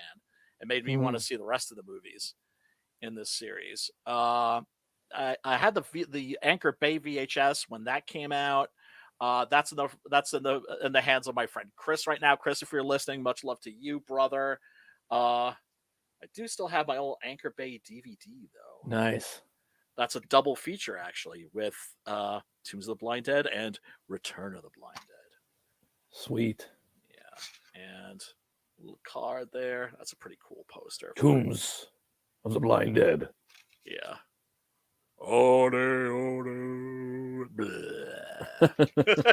Did you notice that in the soundtrack, by the way?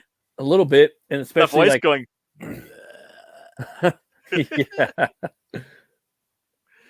And real quick before we go into more of the particulars, let's take another look at Tombs of the Blind Dead. So the Templars, of course, rise from their graves and put themselves got a pig sticker. yeah. Pedro's got his switchblade. Little toothpick. Yeah, well, here's the thing. The Gat doesn't do any better. Right. Because Roger's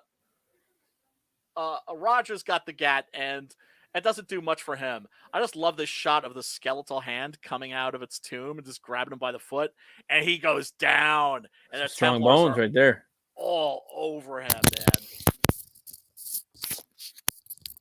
And so Roger sees them all like snacking on him, and he starts busting shots, and it ain't doing nothing. And once again, it's just like they get up so slow and they start moving so slow. But yeah, here's the clip I wanted to share, because this is just great horror stuff. Yeah, because I should mention first. Wait, I'm like, should I get into spoilers? I'm just like, yeah, we're getting into spoiler territory here. Yeah, but the movie's been out for half a century almost. Right. At the same time, I understand that a lot of people are completely new to these films. Right, that's true. And so I just want to drop the spoiler warning. So we're going to the spoiler territory. So Roger and his sideburns run back to the girls because he realizes they're in deep shit. He should have brought a flamethrower with him. He didn't. He fucked up. And the girls aren't letting him in because they're having a cat fight. Really, it's Nina who's just like butthurt that Roger didn't want any of her cookie. And I mean, look, maybe in regular circumstances he would have broken off a piece, but I don't know about you, but if I'm staking out the fucking Templars, that's like Punani is like the last thing on my mind. Yeah, like how are you gonna do it when you're scared? Like you're gonna beat while you're all scared. Like, oh, it's like it's hilarious. scared beaten. Yeah, man. Oh, that's another great shot of one of the Templars. And so, Yeah, they come right out, clad in shadow. Yep. And so, wham! This one cuts Roger's arm off. Right? I was like, oh, Raj, baby, come on. I didn't expect that to happen. He just, like, whoa, he's done. Yeah, because this bitch wouldn't open the door. I knew that bitch was going to get it, too. Well, you notice it's like they're setting her up for you to hate her. Yeah. Yeah. To basically kind of be like, I kind of hate what? her, you know. Bitch like, had it coming. Bitch Same had with it coming. Pedro. It's like, bitch, that motherfucker had it coming. Pedro had it coming for sure. Pedro had it coming for sure. But here, check this out. This is really just absolutely top-notch, top-tier, awesome Euro horror. The hands. Yep. And they're blind, of course, right? So they can't hunt with their eyes, but they can still hear. And smell. Probably smell, too. That moment, for me, is one of the scariest moments in horror cinema. That moment that they hear her voice and they go, huh, what? Okay. What are you doing at our house?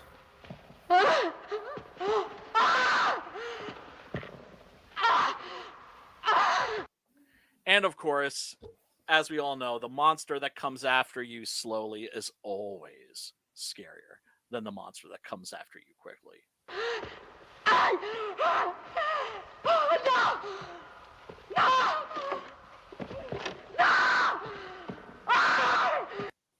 Oh, great stuff. So yeah, they make a snack out of her, and Jesus, man, just a absolutely great, horrifying scene. You notice when they're snacking on her here that the Templar that's on the right part of the frame, that's a hand puppet. Oh, that's always good. Yeah, I didn't know that. Yeah, isn't that cool? It's one of those things. It's like you Rick don't Baker and American Werewolf, right? Right. It's one of those things where you don't necessarily notice it the first time that you see it, but boy, man, you notice it. It's even more brutal. Like you get the hand opening up that mandible, dude. It's just that bite comes down like an alligator. You know, it's more brutal, dude. It is. It is. Just check this out. He's just gnawing on her. Nom, nom, nom, nom.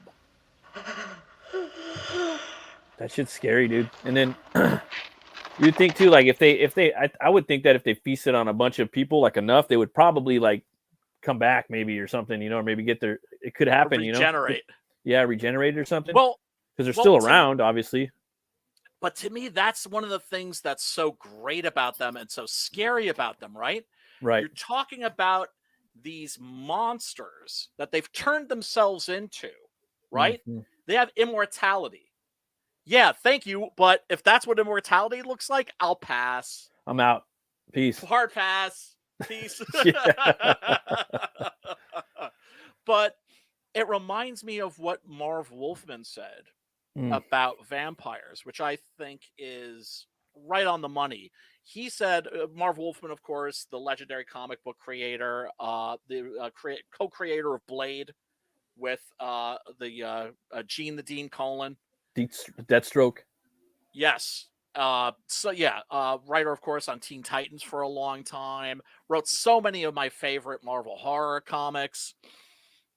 He said that he thinks what vampire stories are about is that none of us wants to die. Right. But it doesn't necessarily mean that we want to live forever. But part of us does. And so what vampire stories are doing is they're kind of showing us, well, it's just kind of like, okay, well, you can live forever, but here's the price. Right. And then you look at that and then you say, nah, I'm good. I'm good. Right? Yeah, there's always got to be a price. Right. Because what are these motherfuckers doing? They're going on just to go on. Yeah, for no reason. And that's one of the things that makes them pure evil. I was gonna say that's pure evil. Like for me, like I don't want to die. I want to live forever. You know what I mean? We all like do. I don't like. I want to live. And sometimes I'll tell myself I'm gonna live. 120 years. That way maybe I'm psyching up my body and telling my brain that, and my brain's telling my body that. Hey man, people aren't aging like they used to.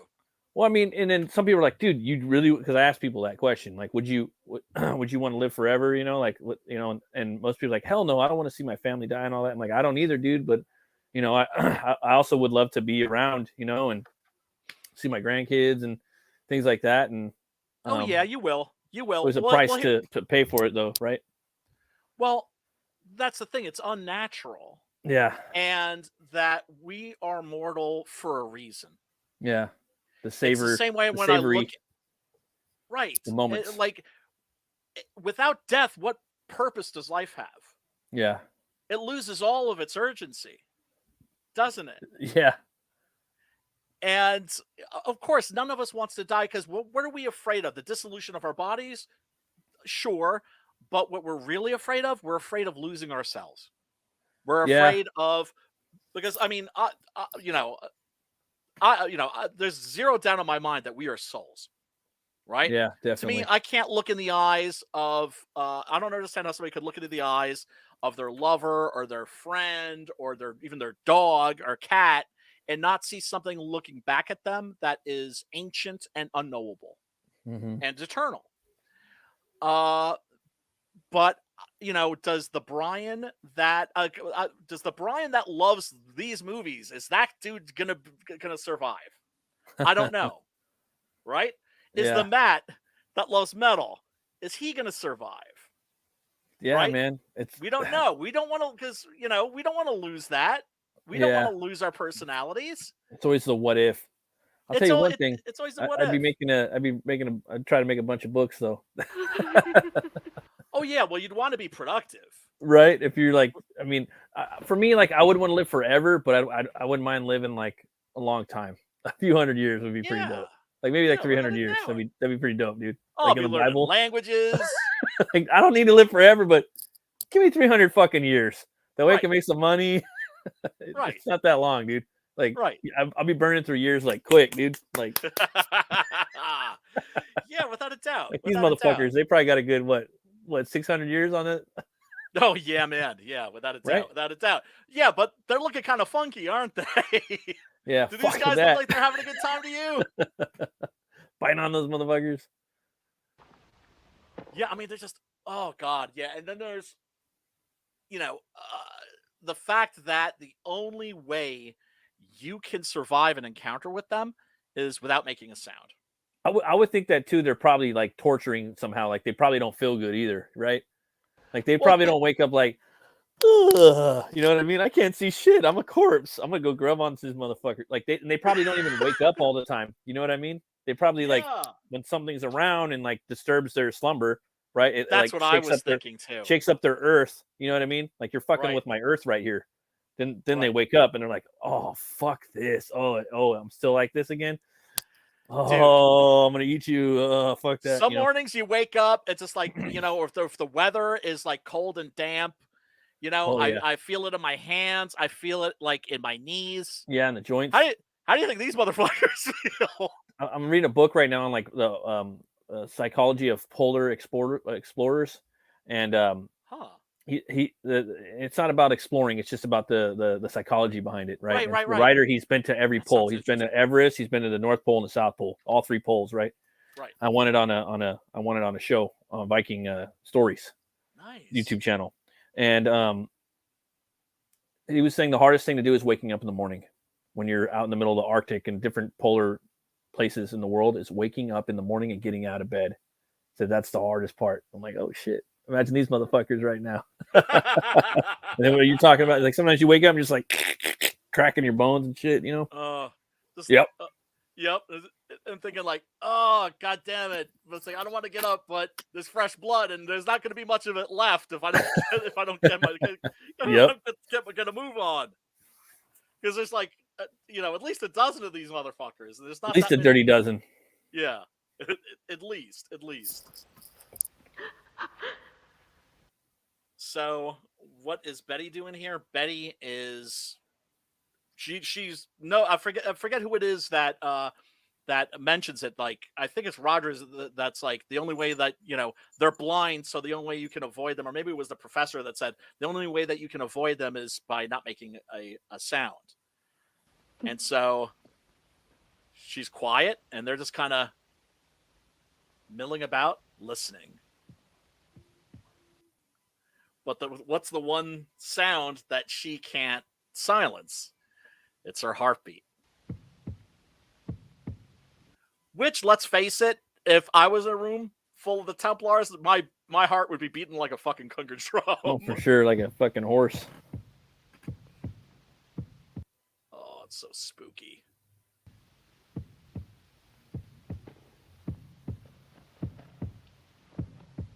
And I love, too, how Osorio is like zooming in with the heartbeat.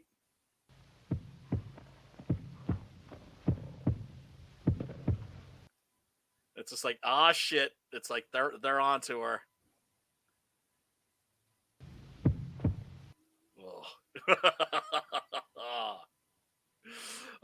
Spooky, spooky, spooky, man. And should we talk about the ending? The ending's so mean-spirited, man. The ending's so mean-spirited with a little girl. Oh yeah, that's pretty brutal. I was like, dude. I was like, That's really, brutal. Armando? Like, really, brother? That's Really? pretty horrific, Oh my god. It is, but it's also sort of funny just because of how dark it is. Right. Right? Where you're just like, really, dude? Really? Really? Now, a lot of people will call this a zombie movie. It's not a zombie movie. Yeah, I think you kind of nailed it right on the head with a satanic vampire movie. Like, I really, I think that, or I mean, not movie, but I mean, like, what is in the movie? I don't know. I guess it could be, but maybe even like it's I don't know, a Templar movie too, in a way. I mean, it's a lot of different things, I would say. It's hard to classify it, I guess. Right.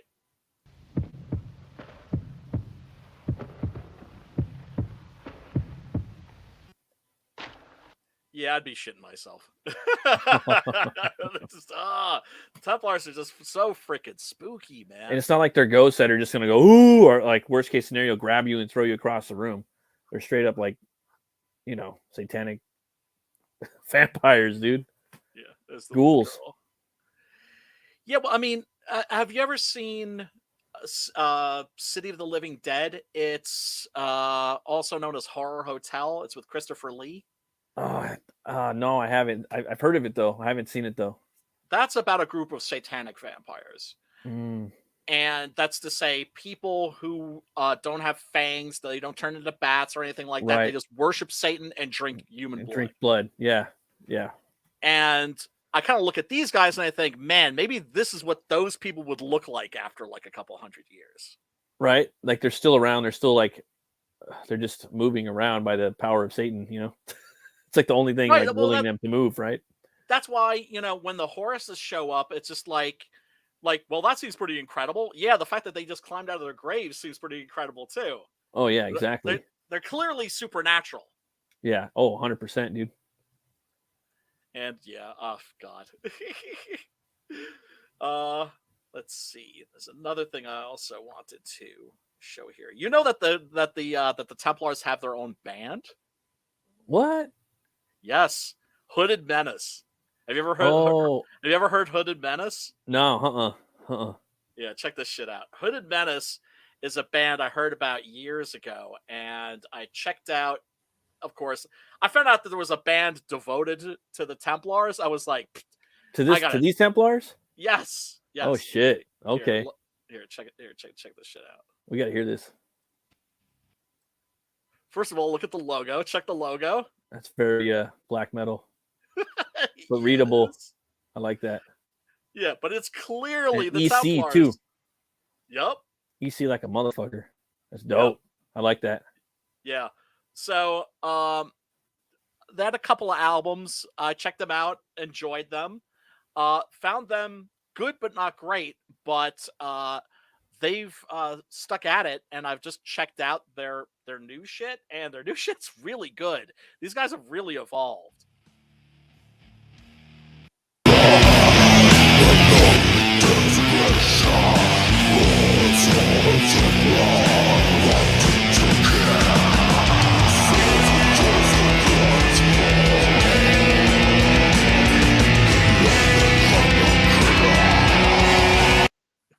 pretty dope.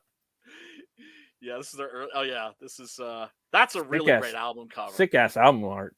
Right?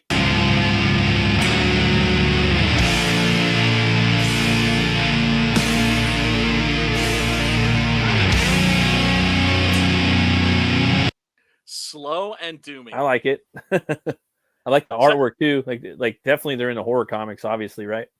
Yeah, man. Yeah, man. And it looks like Wrightson-esque, and then they have a lot of like some of the EC style, like in the logo. Oh, another artist we would love to see do the Templars, fucking Kyle Hodes. Oh yeah, yeah. He would draw the shit out of the Templars, man. Yeah.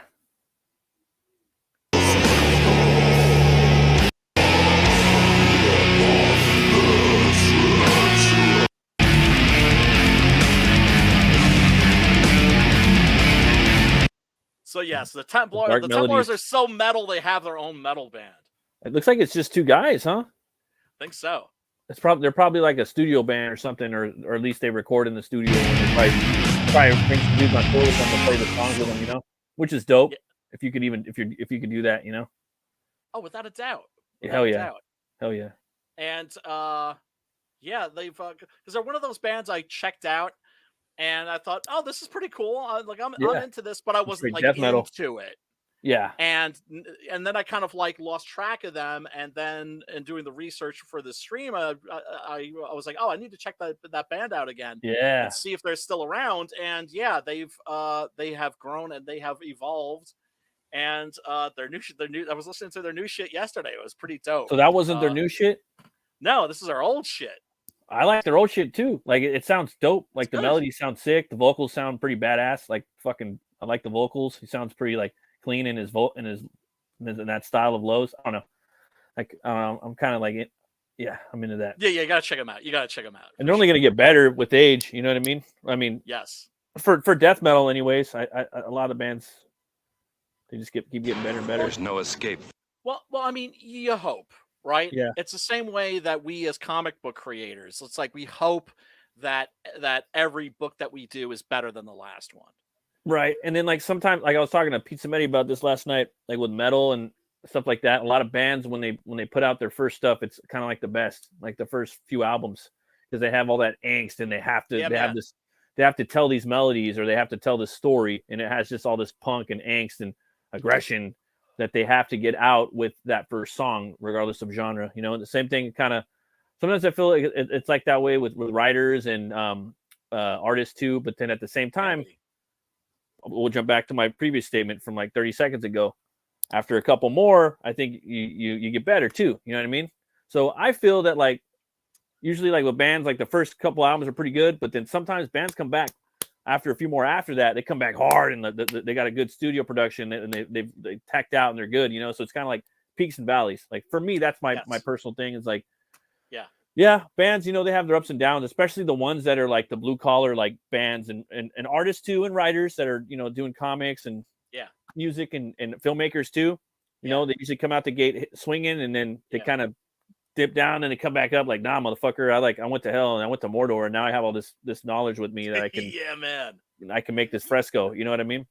Yeah, well, so, I mean, it's like there's certain bands also where you kind of want them to keep doing the same thing, right? Like you don't want every AC/DC you want an AC/DC record, you want it to sound like an AC/DC record.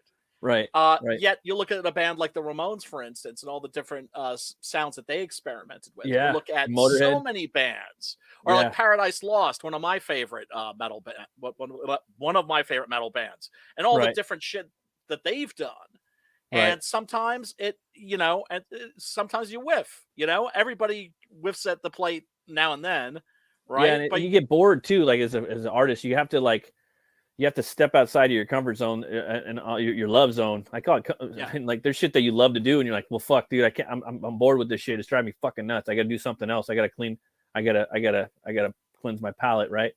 And then you know you do something else, and you pick up some cool trinkets and treasures along the way, and skills, and you go back to your original sound, and sometimes that's the best, dude. Yeah, I totally agree, because when you have artists that go back to their original sound or style, they're going back to it, but they're revisiting it with all the stuff that they've learned in the meantime. Yeah, and some bands don't do that. They don't do that journey, and some bands don't have to. I think no, it's totally true. Yeah, I mean, there's certain bands where it's just like, it's just like, like Stephen King used to say about himself. He said, like, I'm the literary equivalent of like a McDonald's, like Big Mac and fries. Yeah, and that too is like knowing your product and knowing your audience and knowing what you love. And I don't think there's anything wrong with that too. But I think you need it all, and it also just depends on like who you are, right? Are as an artist, right? Yeah. But you can also understand why people are like Arthur Conan Doyle, why he like threw Sherlock Holmes off of those falls. He was just like, I'm done, folks. I'm done. Like, yeah, right. I'm killing this motherfucker. And then people were still demanding more. It's like, okay, all right, he didn't really die. And that happens a lot too with bands. It's like, no, we don't want to write that shit anymore. Like, I'm not, I want to do something new now. Like, you guys love these first few albums, but I'm not doing myself as an artist any favors. I don't know. Right. And I want to do something different. And the thing is the worst thing you could do is phone it in. Yeah. Right. Like, that's the one thing I've always promised myself. Like Denny O'Neil said something that always stayed with me. He said, problem with writers, especially young writers, is that they're afraid that they're hacks.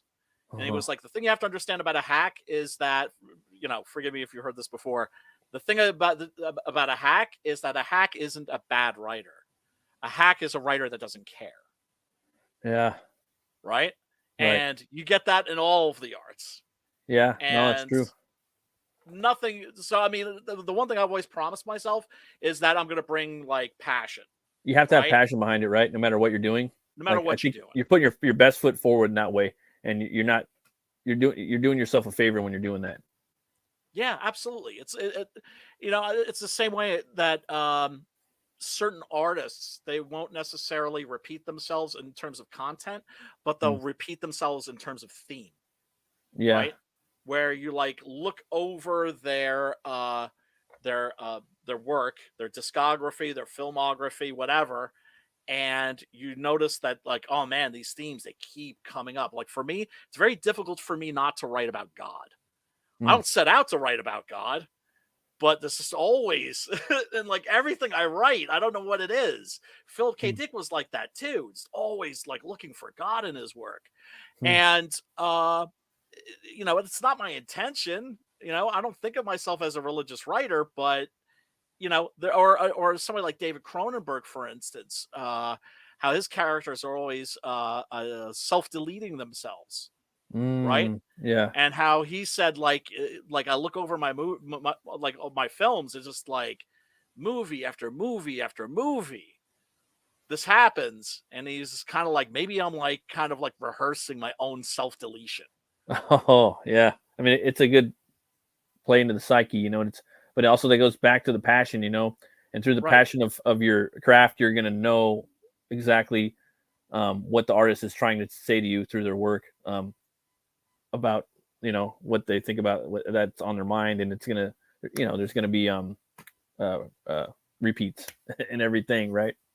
Right, but you just hope that you don't become repetitive. Yeah, it sucks. Right? So you look at somebody like Cronenberg, it's not like, oh, he just kept making the same movie over and over and over again. Yeah. It's just that there's certain themes, obsessions, I would say, right?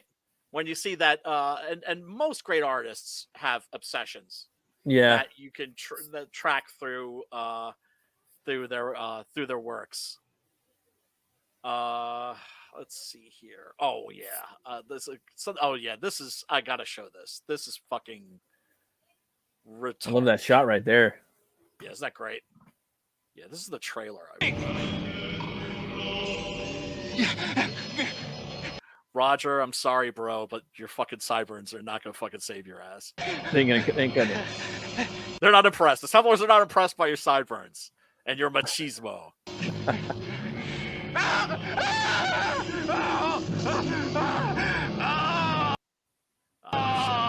Oh, come on, show us the gore at least.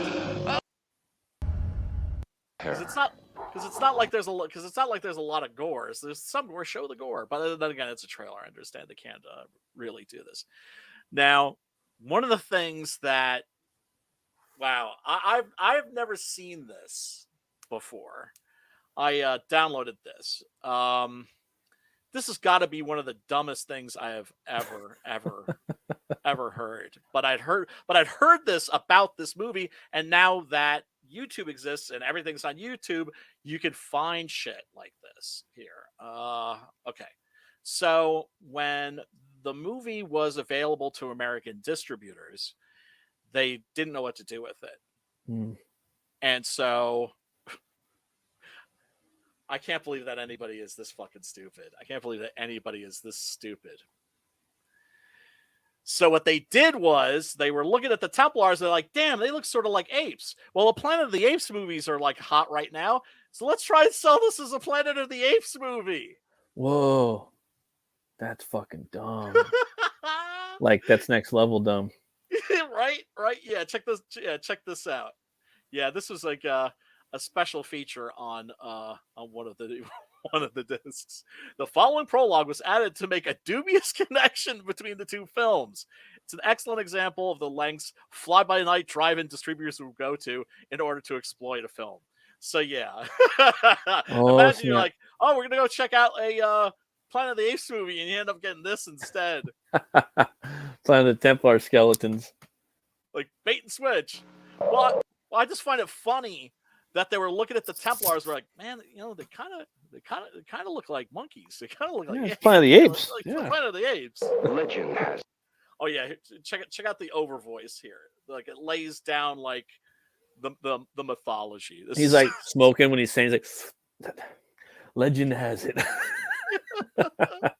Yeah, just check this shit out. It's so, oh god, it's so stupid. Legend has it, almost 3,000 years ago, a simian civilization of super intelligent apes struggled with man to get. All right, so already we're set like 3,000 years in the future. Gain control of this planet.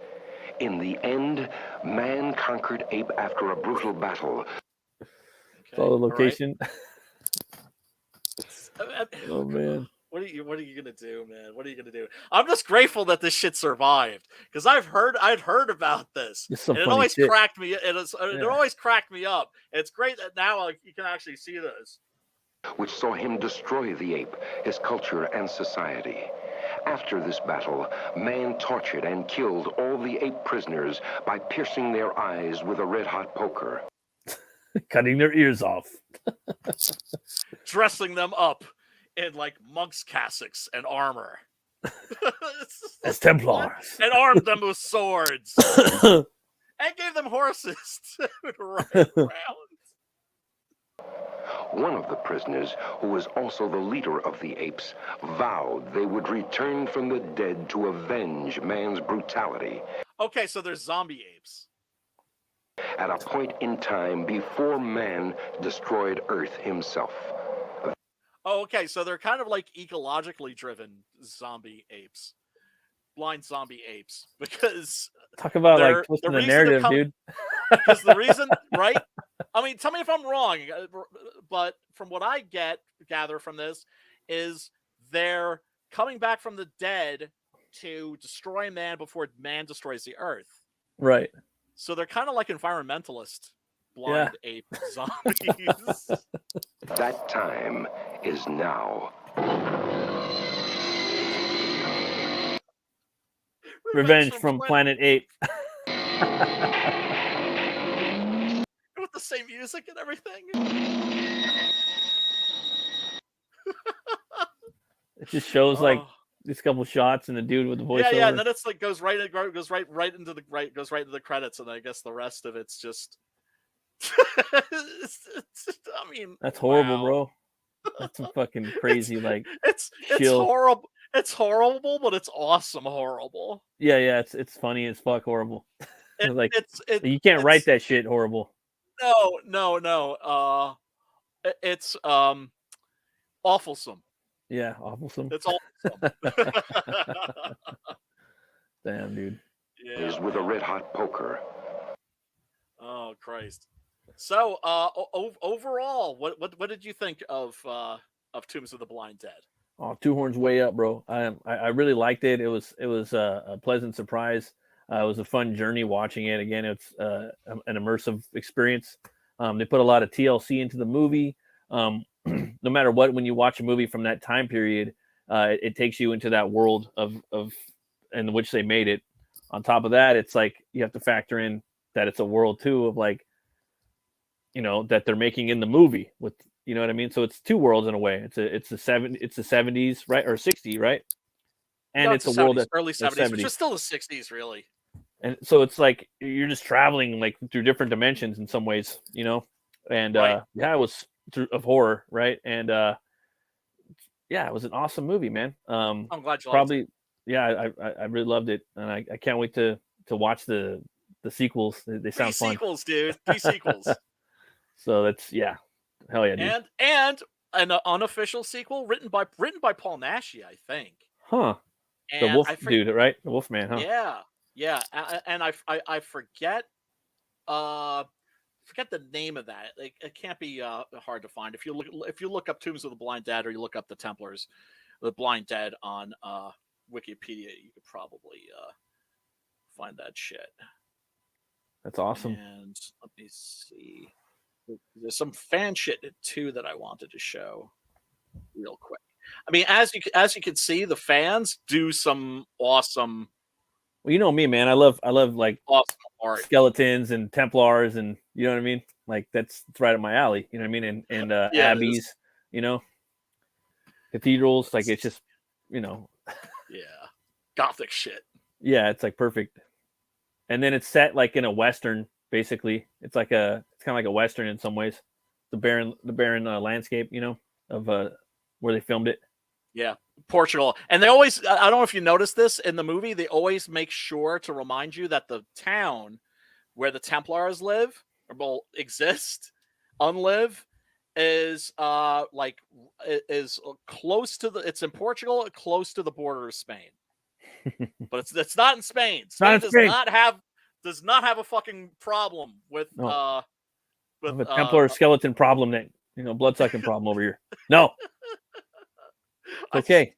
I always find that, I don't know. I always tour here, visit here, eat our food, stay in our hotels.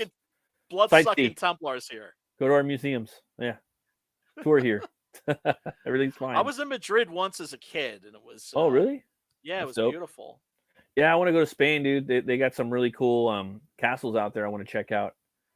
There's little reasons why I want to go to different countries, like over there to see certain things. Different Germany still locales. has, oh man, on the Rhine, if you go on like a Rhine tour, there's they always pass castles, and every castle has like its own story. That's dope, dude. Myths and legends attached. Castle Frankenstein's on there too, huh? Yeah, in the Rhine, right? I don't think so. I think it's more. It's closer to Switzerland, right? Because I think that's where. I can't remember exactly. You might be right, but I think it is on the Rhine. I think it is. Yeah, you might be right. Shelley and her husband Percy were allegedly on the Rhine, right, for their honeymoon. Oh, for sure. We know they were on their way. They sailed by it. They were on their way to the Via Diodato, which is where Byron.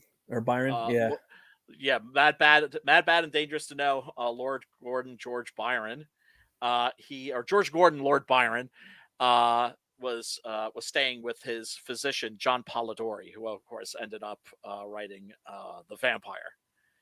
And it's crazy too, because let's say they were on that trip, right? And they were, even back then, they were probably telling stories of each castle, like you're saying. Every castle's probably got a story, or it does. And then they came upon Castle Frankenstein, and that one had Dippel's story, and she was just like, "Oh, alchemist. Johann Conrad von Dippel, yeah, grave robber. Okay, I got something here for our little party at at Byron's house." You know what I mean? Exactly. To me, the thing is the guy. Oh God, his name is Radu. The guy's name is Radu, which is pretty badass. It's the guy who wrote In Search of Dracula and In Search of Frankenstein. If you haven't read those, I highly recommend them. Oh, those are like actual documentary books. books, right? Yeah. Yeah, He was the guy. I've have a documentary somewhere with Floresco, right? Or Florescu? Yes, Did I do Radu Florescu? Florescu. Well, Yes. I've had maybe a documentary of 2 taped from back in the 90s with them talking about their journeys through Wallachia and stuff. And they're Romanian too, right? Yep. Yeah. And I haven't read their books though. because he was the guy, he was the scholar, the Romanian scholar who discovered the connection between Dracula and Vlad the Impaler. Mm-hmm.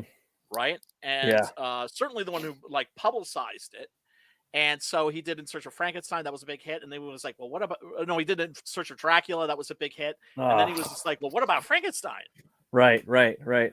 And that's how he learned about Johann Conrad von Dippel. And there's, to me, it's just like he says, it's a hunch, right? He has no evidence, but come on, dude. Yeah, There's like for sure, doubt in my mind. 0% doubt in my mind. There's some other crazy shit too that I heard about like I forgot, like, well, I'll talk about it later, I guess. But it has to do with Frankenstein and the family. It's a big fucking family, dude. The Frankensteins that went back a long way. They're actually well, I don't want to spoil it either. But someone probably actually Marvel did already. The Frankensteins and the Draculs, they were trading with each other back in the day. I don't know if you knew that. No, I didn't. So there's a connection between them, and I was going to exploit it through comic book someday. But Marvel did already back in the 70s, I think. I don't know if they did it for fun or what, but there's actual like some like loose facts about it. But this was a discovery, I think, about 5 to 10 years ago that they found out about that. That's so cool. Yeah, I mean, when you hear something like that, if you're a writer, and especially if you're a horror writer or a horror fan, those wheels are going to start turning in your head. Or a wannabe artist that reads that and starts making all these characters. Oh, wait, did I say too much 10 years ago? So yeah, but then the thing is then you can always do your version of them, because that's the thing. Yeah. It's a blank. Exactly. Right? And that's one of the things that we writers love, is having like a blank spot. Right. Where we can, in like a myth or a legend, and we can say, well, what happened there? And then we can answer that question. Yeah. Drac and Frank, dude, I'd love to do a story with them one day. Oh God. I got a chance to write Victor Frankenstein for the Blood Hunt Doc Salem crossover. Oh man, that's gonna be something different, right? Oh, I had so much. It was so much fun. Yeah. But of course, I also had to stay true to Preston's version of the character. Right, because everyone's got their take. Right, and it's like when you're playing with somebody else's toys. So, but oh man, it was. I've gotten to write a Victor Frankenstein for him. I also got to write Lucifer. Got to write Satan for the first time for Preston. And man, it's just like, it's so much fun playing with these legendary characters and trying to find something to say with them that maybe hasn't been said. And it's hard, but there's always something, right? Oh God, there's. I mean, I give Joker and endless, Batman, like that's like the example, and Dracula too. I mean, those three, like you could keep coming up with new shit, and then there's new historical findings of, like with Vlad the Impaler. Like a lot of people didn't even, like back in the Bela Lugosi days, they didn't know. Yep. Like publicly, it wasn't pop culture that those two were related. It's just the simplicity of these myths that opens them up to countless interpretations and reinterpretations. Yeah. It just I mean, there's certain, like when you look at certain franchises and certain characters and you think, boy, they went to the well one too many times. Right? Or they went to the well like way too many times. Like they didn't even realize that shit was dry and they just kept coming back. That well for those characters will never dry up ever. Yeah. It's pretty big. It's an eternal spring. Yeah. Like definitely want to do some with those characters. Like with Preston, I was telling him, like, dude, the thing that's great is like you don't have to stick to, like, say, the Universal Monsters version, the Hammer version. You can mix and match like a motherfucker, like all you want. I want to go full like Legacy of Kain meets Underworld Rise of the Lycans, but with Frankenstein and Dracula. Like that's my take on it. I haven't really seen them do that yet in a movie. The only thing closest would be Dracula Untold, but still, it doesn't. I mean, I don't know. Oh, real quick, Tubi right now is showing Dario Argento's Dracula, and there's a new poster for it that makes it look like Dracula Untold. No shit. Don't watch that shit. Okay, I won't. I think I know what it is. I think I know what it is. It's a trap. Yeah, don't fall for it. Don't fall for it. Seriously, Dario Argento's Dracula is not something you need to do to yourself. Okay. Oh god, the CGI. Noted. So bad. Check out this dope ass costume that this fan made.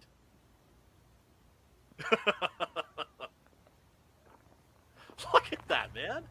That's pretty awesome. That's amazing. Yeah, there's a lot of people out there that could, like really do some awesome stuff, like with their cosplay that are better than the movies, Well, it's like you look at this, right? And then you look at some of the stuff that I found on Etsy. Yeah. Let's see here. Like, let's see. Like this shit. Yeah. It's like, what is this? It's folk art. Mm-hmm. And it's funny because I never thought of it that way. It was, oh God, why am I blanking on his name? It's the actor that plays Grandpa in that horrible Rob Zombie's Monsters movie. Oh, okay. I forgot his name. Yeah, I'm blanking. Talking about though. He's a big character actor. Yeah. Love that dude. And he was Roback, I think, right? Roback. Daniel Roback. There you go. That's it. Thank you, dude. His collection of like horror memorabilia is amazing. No shit. And one of the things that he had, because it's also not just horror memorabilia, also sci-fi stuff, and he had like this bust of Cornelius from Planet of the Apes that somebody made, and he was like, "Look at this." He's like, "You know what this is? This is folk art." And I thought, motherfucker. Like he's absolutely right. That's exactly what this is, man. 100%. That people encounter these characters and they haunt their imaginations and they live with them and they're part of their lives and they can't help but make art that's it's like I think it was Jean Rollin, the French horror director, that talked a lot about personal mythology and how it's something that we all have. And for some of us, the Templars are part of that, man. I know they are for me. I find the stuff that really resonates like that becomes part of your personal mythology, that inspires the kind of folk art that we're talking about. It's usually stuff that's from childhood. Yeah, it's crazy, huh? Kind of bleeds through into your adulthood. Yep. Well, yeah, it never leaves you, because it appears even if you think you've forgotten, it'll pop up in your dreams someday, right? Or your nightmares. But yeah, I would absolutely rock a costume like this if I was gonna do a cosplay, because I'm always like, I'll never do a cosplay. I was like, never say never. Well, that's somebody that could do me up like that when I walk around like that. Hell yeah! Big old sword, like. Big claymore. But I would need like a little hidden MP3 player and little speakers so I could walk around with that music. Oh yeah, that'd be pretty gangster. Oh no. I was watching They Call Me Trinity. Yes. Oh, awesome. For your show on Monday. I won't be there, but I'll try to be in the chat. That show's been very entertaining as well. I'm not all the way done with the movie, but it's, man, that guy's fast. Oh, dude, there's the bitch slap scene from the sequel from Trinity Is Still My Name. That's one of the funniest. I've seen that on there too. I'm gonna probably watch that afterwards. But I've been drawing, working on commissions, like watching on my phone, watching on the screen. because I watched this like the moment you told me fucking Tombs, The Blind Dead. I like the next day I watched it, dude. I was like, oh, I like fucking burned right through that, you know. What do you think we should do for next week? You got anything lined up? Anything particular? No. I mean, there's. I could always think of something, but is there something specifically that you've been wanting to see? At the moment, like for right now, I'm really amping on like just like straight up like Hammer, Italian horror. The Spanish horror is dope too. I'm just like thirsty for like new stuff. You know what I mean? Every now and then I might get like a little itch to like, like let's revisit this movie, or there's a movie I know of that I haven't seen. Like let's talk about it. You know what I mean? I know one that's been kicking around in my head, but it's Salem's Lot. But I don't know why it popped into my head. But as a child, that movie was kind of scary for me a little bit. The Tobe Hooper one. But the kid floating outside of Lance Kerwin's that scene window? right there, yeah. Dude. Yeah, Tobe Hooper, man. Yeah, there's two versions of that. That is that would be a fun one to do. I don't know if that's but like that's just something. But at the moment, to be honest with you, I'd love to just check out again like something, some giallo or this Italian stuff. Some okay, some so Hammer. you're thinking Euro horror. Yeah, Euro horror for sure, bro. Like I'm all about that shit right now. Like I'm on that Euro shit. You know what I mean? Dude, I've been there all my life, and I love being able to share this shit. Hell yeah! And everybody that's hanging out watching us right now, once again, thank you very much. We really do appreciate you. Smash that like button. If it's not a bother, because I'm not the boss of you. I'm not gonna tell you to do anything. This was a good stream. We wanted to bring it back to basics. We're still gonna do. That doesn't mean that we're not gonna show people's books still. For sure. But we wanted to get back to talking about horror movies, and I certainly had a good time, Matt. Thank you so much for hanging out. Tell these fools where they can find you. Yeah, you guys can find me at on Twitter. It's at Runecutter Comics. If you guys want, you can check out my YouTube channel. It's Metal Movies and Brewskis, where I talk about the three things in comics. And I have people on. Usually before this show on Saturdays, we talk about their campaigns and their crafts, different artisans. And thanks. If you guys want to support me, you can check out my comic Butch Cleaver. It's about this butcher that gets killed and he's brought back to life by a voodoo curse, and that curse gives him the power to weaponize bone, and he's just going on a rampage while a bounty hunter's on his ass. So that's pretty much it. Yeah, Butch Cleaver's a lot of fun, folks. I recommend it. Like both Matt is like Sim, their books are they're full of fuck yeah. This Cleaver, fuck yeah about them. And as for me, you can catch me. I'm going to be on this Monday at 8 p.m. Eastern Seaboard time. We're going to have the second episode of the Spaghetti Western Jamboree. Yeah. Man, it's going to be fun. Which should be should definitely be fun. But until then, okay, now I got to remember. You're doing mine. They call me Trinity. That's the movie you guys are watching, right? Yes. Okay. Yeah. Which is the movie that a lot of people blame for killing the Spaghetti Western. Really? Yeah. But I think that's bullshit. Because here's the thing. They call me Trinity. Bud Spencer and Terrence Hill had done 3 movies together prior. Oh, shit. Right? Okay. Playing the same characters. They did a trilogy of films playing these characters, Cat Stevens and Hutch. And Cat Stevens, but yes, when people think of the pop star, yeah, he got his name from Terrence Hill's character from God Forgives, I Don't. And then they made 2 sequels to that, and then the Trinity movies came out, and then people were like, oh, that like basically like it killed the genre, because then they all became comedies. But I've always maintained that, and we see the evidence of that now with the Marvel movies. Right, they become that when a genre is on its way out, parody kicks in. Yeah, it's like the 80s horror movies. Once they've got goofier and goofier and goofier until they just weren't even horror movies anymore. Yeah. And now you look at the Marvel movies, and it's just like, well, why do people go to Marvel movies? To laugh. Yeah, exactly. for the wit. Well, if you want to call it that. Yeah, it's not even that anymore. Now it's just like something else too. It's like, oh fuck, so many other weird things now. Look at Thor! What a dumbass! Let's go laugh at Thor. Yeah. Yeah. Go fuck yourselves. Yeah. But anyway, let me make sure I don't fuck this up because Pops is gonna get all mad. We don't want to make him mad. Not that, I mean, shit, he's an old man and he's sick. What's he going to do to me if I fuck this up? Jack shit. Get fucked, Pops. No, he's all lying.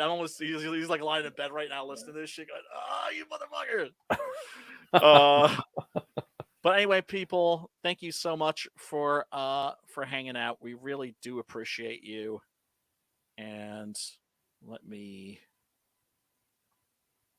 make sure I got this. Rolling.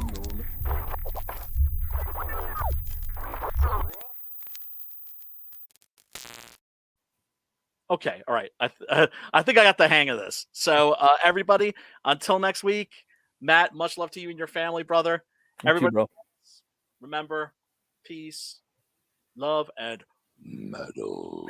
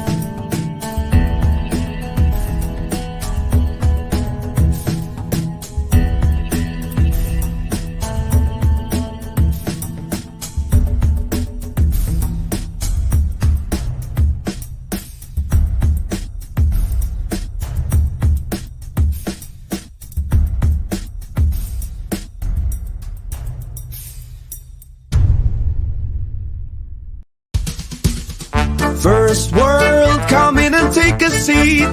Pay us no attention, it's all conspiracy. We have satire and parody, some funny, some perverse. If none of it's offensive to you, you'd be the first.